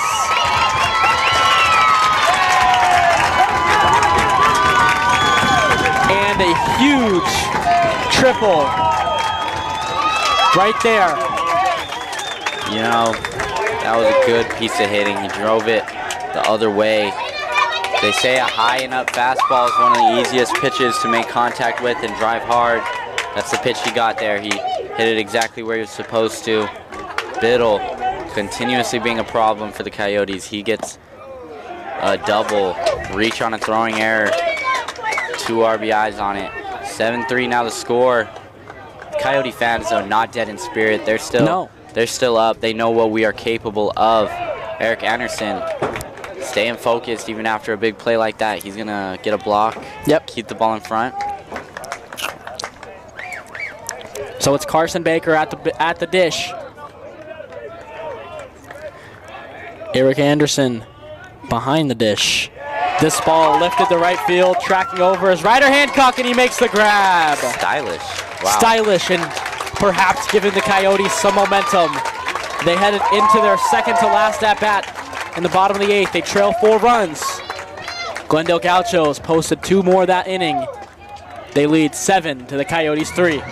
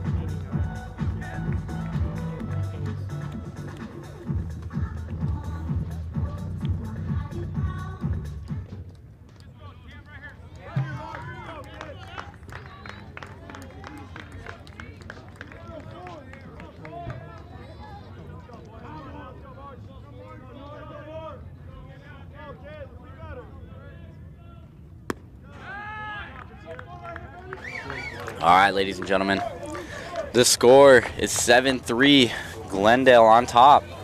But the Coyotes, man, they're going to fight till the end. We have a chance to answer back.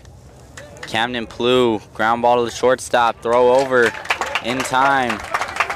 That's the first out of the inning here in the bottom of the 8th. The Coyotes with only 2 more chances at bats. Ryder Hancock, Canada's finest, is going to step in. He got a base hit his last time up. And boy, is he hungry. He's been talking about Eden just as much as anybody else on this team. Or Enid, sorry. And he's looking to get something going without a doubt. Good curveball from Noah on the bump.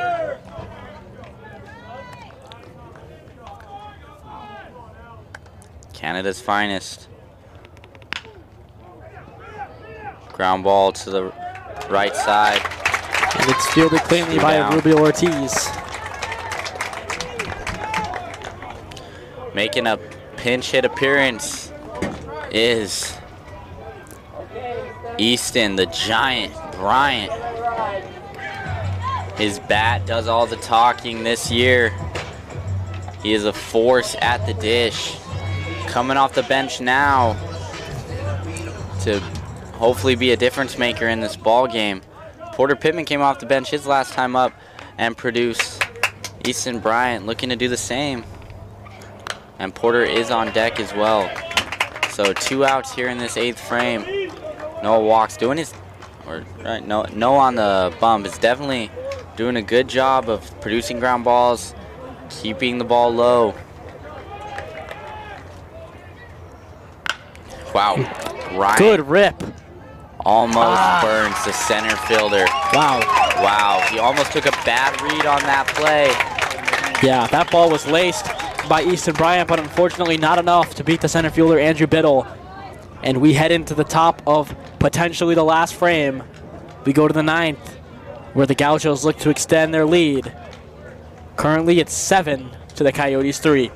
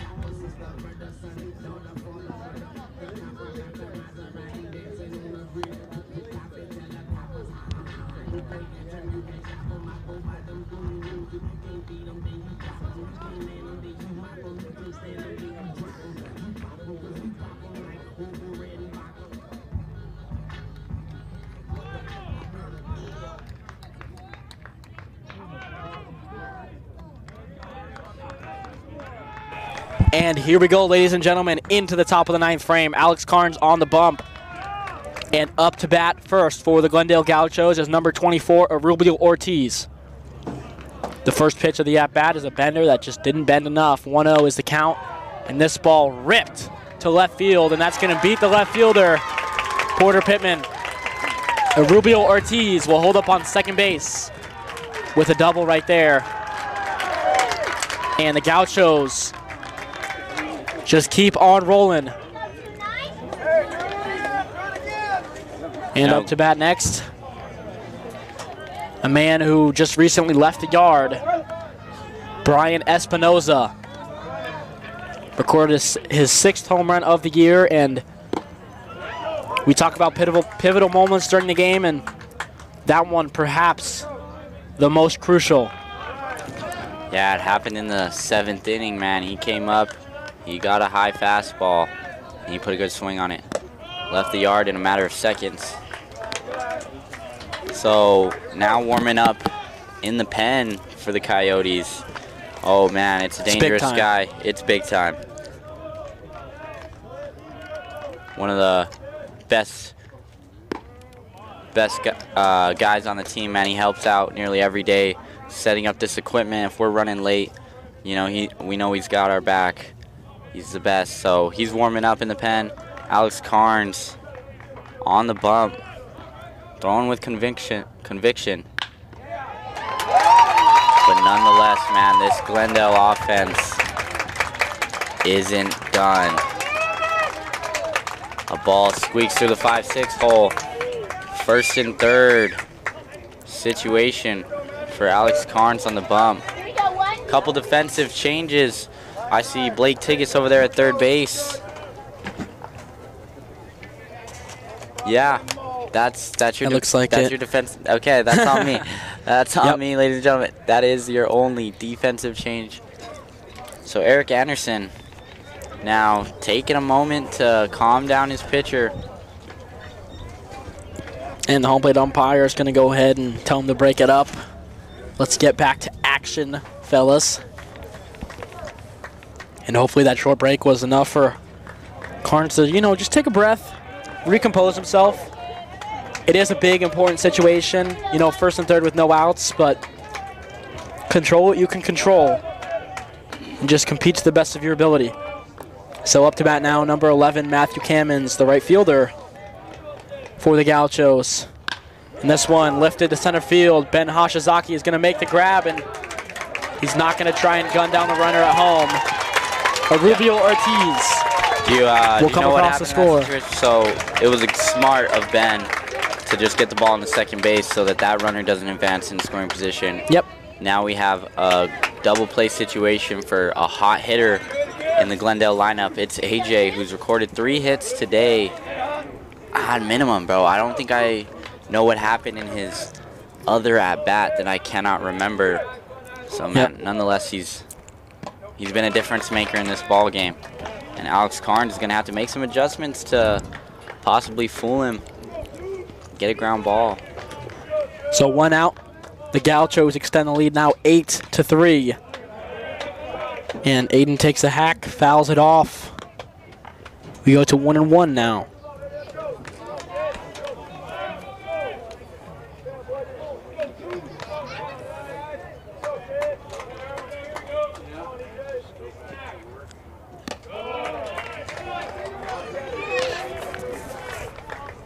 Eight to 3 the score. The Coyotes in their last at-bats are going to have to really come alive. Hopefully that energy in the dugout that can be oh so contagious is up and the Coyotes are on their feet, because this game is never over, Perry. We have seen some crazy things happen this season. We have. I would say anything is possible. Yeah, and I would not put it past these Coyotes to overcome this 5-run deficit. These kids have so much heart. They've fought for so much this season, and I can promise you that's not going to end here in the bottom of the 9th just because they're down a couple runs. They're going to go out there and give it everything they have. 3-2 is the count. The pitch on the way. That's in for umpire for ball 4. No call. And that'll be it for Alex Carnes. John Watson will take a walk, and we'll welcome into the game big-time Seth Thompson. We'll take a quick break and be right back here at the Chandler-Gilbert baseball field.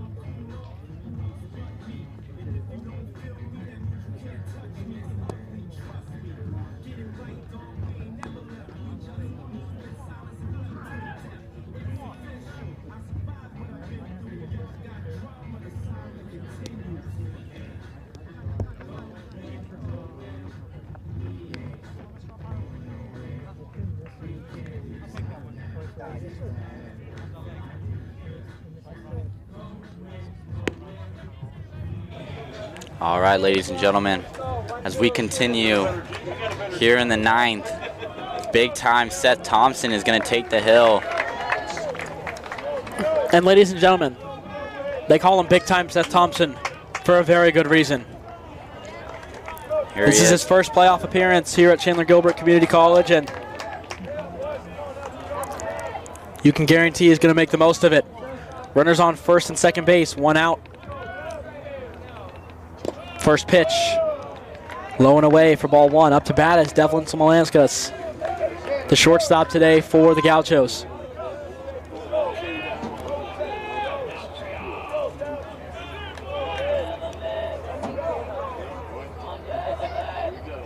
Seth deals, and Devlin fouls it down the third base line. The count's now 1-1.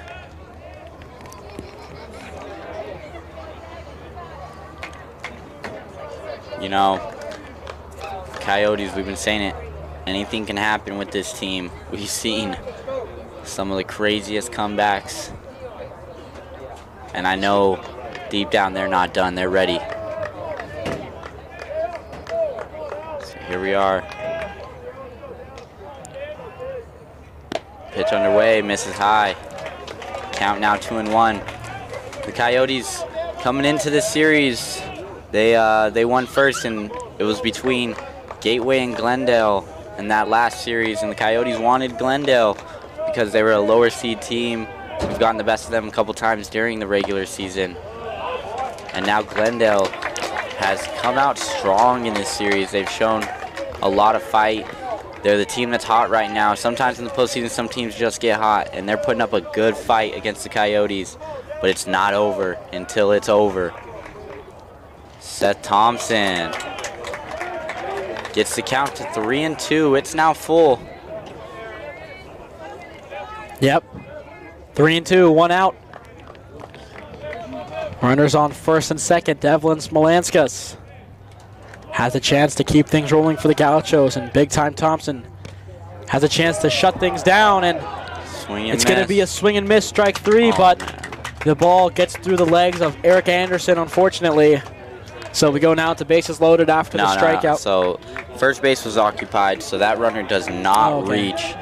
But the runners did move into scoring position. The ball is still alive. Yep. 8-3 is still the score as those runners just advance another 90 feet each.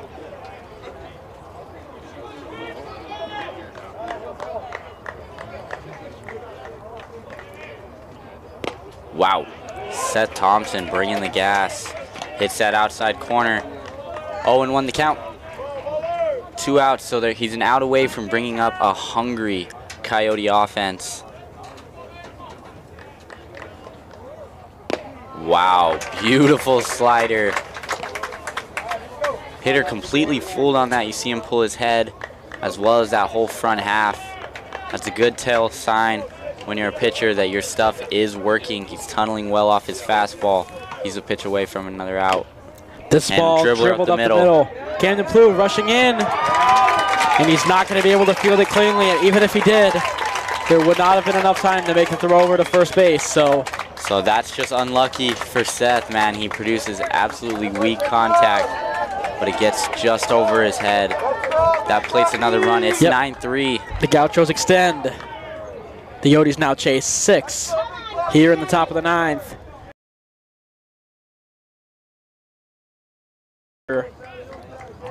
With a chance to further extend the Gaucho lead.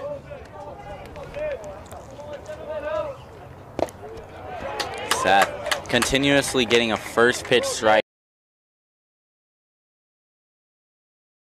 in terms of establishing up with in the box. And Romero, weak pop some fly. Weak contact. The way things go sometimes in baseball, man. Just put the bat on the ball and good things can happen. Big time on the mound. Here in the top of the 9th. And the runner. Doing anything wrong here, man. That just Wow, just out of reach. Literally, they say this is a game of inches, and that there definitely proves it. Eric Anderson giving signs in front of the plate, making sure his defense is still locked in. Can't afford to let Glendale score anymore, as you only have one more opportunity on offense. Yep. Just try and limit things here, shut it all down. Thompson deals, beautiful pitch once again from him. Strike one.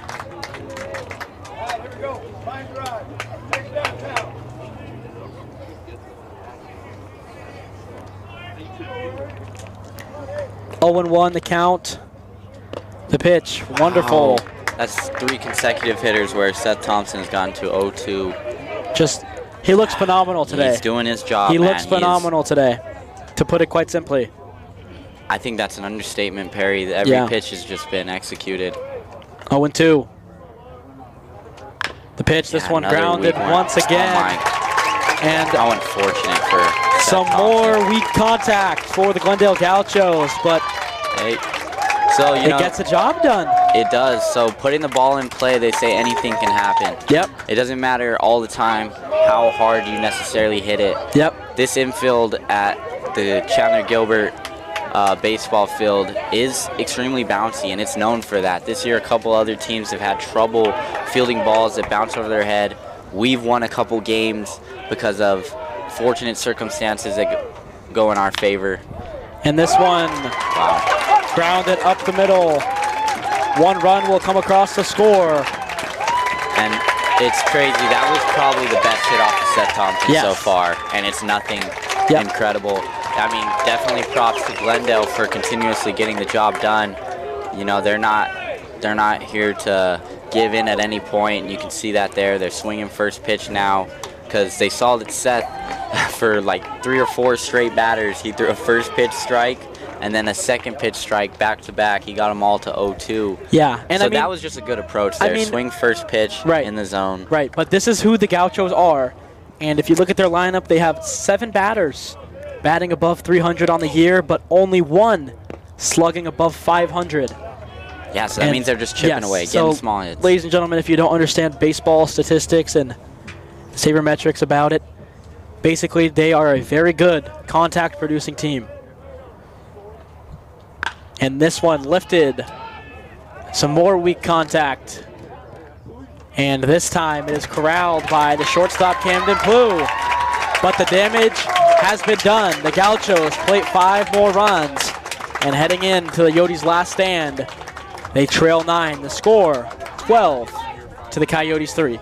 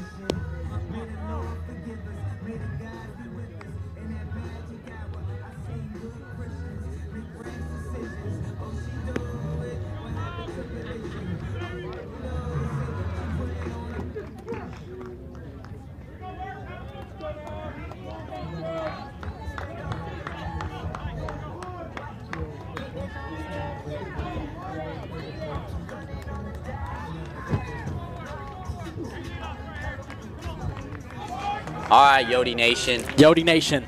It's all come down to this. Our last stand. Right here. Come on. I know you guys are not ready for it to be over. This ride has been an absolutely exciting one. Yeah. Love that we've been alongside. But hey, it is not over yet. It ain't over. It ain't over. Coyotes can still make a stand. Yeah. It's Porter Pittman in the box who, his last time up, he came off the bench and delivered for the Coyotes. Yeah. That was a while ago. It was about in the 6th inning, so it's been a while since we've seen him in the box again as the Glendale reliever. has made good work. And know what it has been? It's been that continuous slider, dude. Yeah. So the slider. What are you? I know you don't hit, but are you going up looking slider this inning? I mean, honestly, you just got to find a way to eliminate it, and it looks like the Coyotes are trying to crowd the plate a little bit more. But yeah, Noah Marks has been just abusing the lower outside corner with the slider. I mean, just consistently, and you know he can throw it. He can throw it anywhere. He's been throwing it inside and out. And you know what? Noah Marks, fantastic. Got to tip the cap to him. He came into this one, and he's been pitching phenomenal. Porter Pittman skies this one to center field. Andrew Biddle tracking in, and he'll make the grab for the first out of the inning.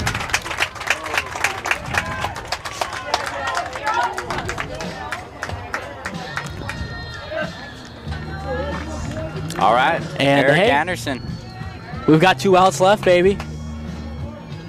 Eric Anderson. We don't stop until put on a show. They tell us we can't play anymore. We go until they tell us we can't play anymore, ladies and gentlemen. And Eric Anderson is going to take strike 1 on the outside part of the plate with the bender. So yeah, once Coyotes again, definitely looking to take until they get a strike here. Hopefully make the pitcher Noah struggle. Yep. And you're going to see a lot of sliders from this kid. He's done a good job of spotting it up. And wow, what a game it has been. Yeah, phenomenal. What a series. What a playoff run. But ladies and gentlemen, it ain't over. It is not over. 2-1 count. We've seen some crazy things happen with 2 outs, 1 out. And Eric Anderson bats this ball hard to the left side. Brian Espinosa lays out and makes a fantastic play. That Nothing out. you can do about that No, one, that Eric. out. They earned that out, no doubt. Eric Anderson got a good piece of it. Ben Hashizaki's turn at Noah. Yep. Hosh batted in the leadoff spot nearly all year because of his ability to get on base and be a spark plug to what has been one of the most electric offenses in the ACAC. Yeah. Great season for all these Yodi fellas, but of course, it isn't over. I still have utmost faith in these guys to pull this out. We'll see what Hashizaki can do here. You know, this is a young Coyote team, a lot of freshmen seen on the field. Sophomore leaders do a tremendous job of paving the way for them. Yeah. And the Coyotes, we've been what has been the most exciting and electric team. You know, gone through a couple ups and downs throughout this season. Exciting series, tough fights put up continuously. And this one, grounded up the middle. Ben Hashizaki keeps the ball rolling for the Coyotes, or perhaps starts the ball to roll for the Coyotes. Up to bat next, number 10, Jamison Armstrong. J Money, as we call him. J Money. He's been a force on defense. He's been electric on offense. You've seen him in the leadoff spot while Hosh was hurt. You've seen him backing up Hosh in the 2 spot all year because of his ability to drive the baseball and steal bags, man. That 1-2 punch at the start of this order are like speed demons. Led the country in stolen bases. And Hosh takes off, and that's a way to hit towards the hole. Atta right baby! There. That's the way to keep it rolling. Jamison Armstrong. He said, "Fire me up. We're not done. Yeah, heck yeah. We're not done." So Jamison Armstrong, base hit through the 5-6 hole because the steal from Ben Hashizaki pulled Devlin Smolenskas out of position, and he could not recover in time. So first and third situation now for Dante Turgeon. Yodis still down to their last out, and boy, oh boy, are they fighting with their backs against the wall here. You know, Dante Turgeon, basically a gift from the gods to Chandler-Gilbert. Yeah. came to our school at the break, and he was electric all season long. Yep. A force in this Coyote lineup. He's looking to continue doing that here. Slider outside part of the plate for Noah Marks. Once again, finds the mark. And a slider is his pitch, bro, you know. Yep. If Noah Marks makes a mistake, Dante will be the first to let him know. Yeah. 0-1. And a healthy hack from Turgeon on another slider. So 0-2. Yep. Coyotes season comes down to this count right here, as there's 2 outs here in the 9th. 2 outs, runners on first and third. Dante Turgeon up to bat. The pitch, a slider, not going to hit the mark. No, Marks wanted it. He's walking off towards the dugout. Showing him up a little bit. That did miss by a good amount. Yeah. I understand the excitement. He was just trying to see if the umpire was trying to go home early or not. Yeah. He was just testing the water. 1 pitch early doesn't make much of a difference, so thank you, umpire. Hey, for we're going to keeping extend it this honest. inning, though. And that a baby. Dante Turgeon extends the at-bat once again. Watches a high inside fastball for ball 2. The count now 2-2. 2 outs. Runners on first and third here in the bottom of the 9th. Noah March steals the 2-2 slider. Strike 3. And ladies and gentlemen, thank you for joining us here. What a fantastic run and what a fantastic journey this season has been for the Chandler-Gilbert Coyotes. A very, very unfortunate moment.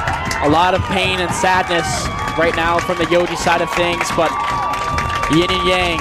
Sadness and happiness for the Gauchos here at the Chandler-Gilbert baseball field.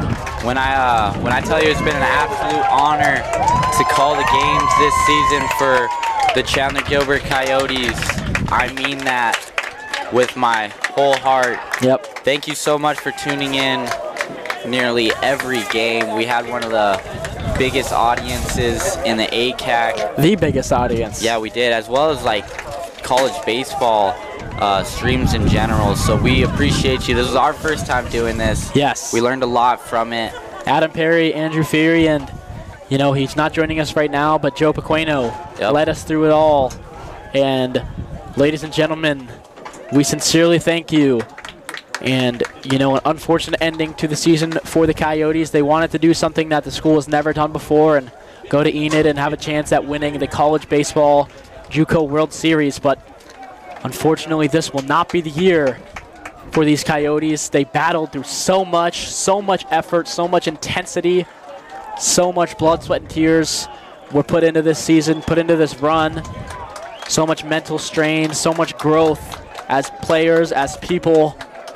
So much just, wow. Just an amazing year. It all started way back in the summer of last year. In the summer, ladies and gentlemen. You know, all these guys met. We met alongside them. Yep. We talked about this day, you know, getting to this point and hopefully moving on. You know, winning this series, we would have gone on to Enid, where the college D2 World Series would have taken place. This year, Glendale comes up victorious, and they're moving on.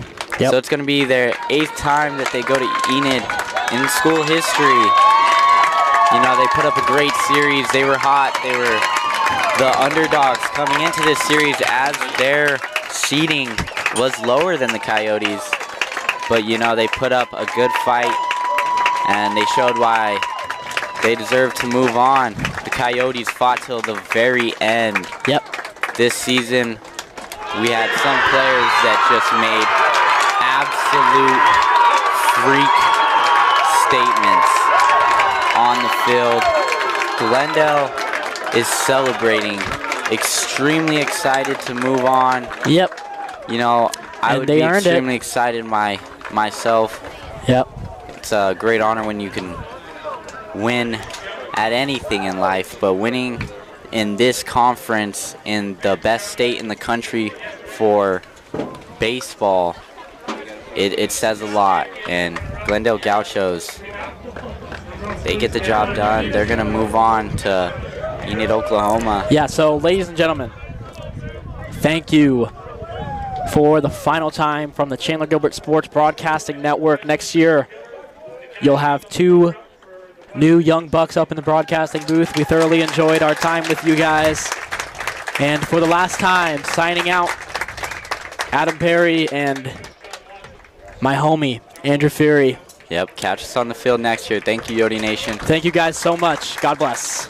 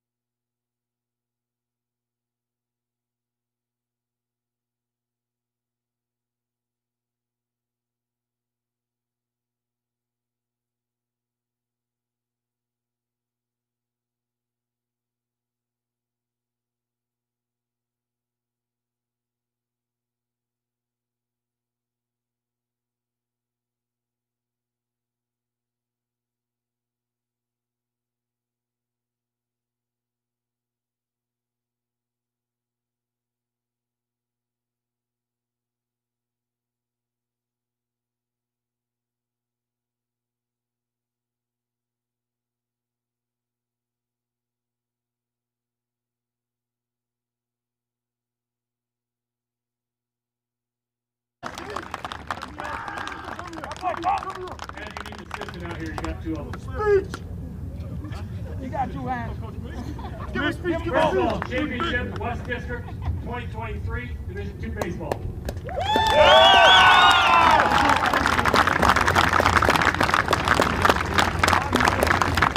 Yeah, Coach Ben showed off. Second of all, Region 1, NJCAA, baseball champion, 2023.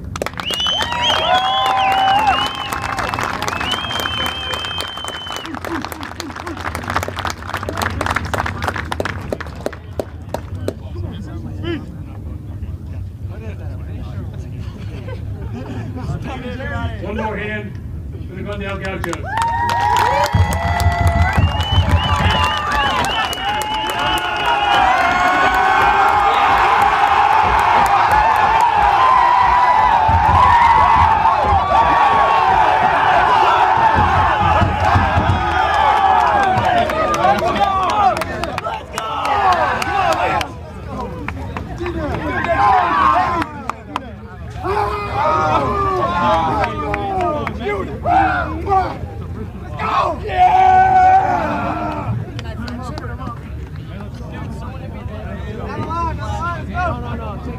Hold on. Somebody give me a team picture.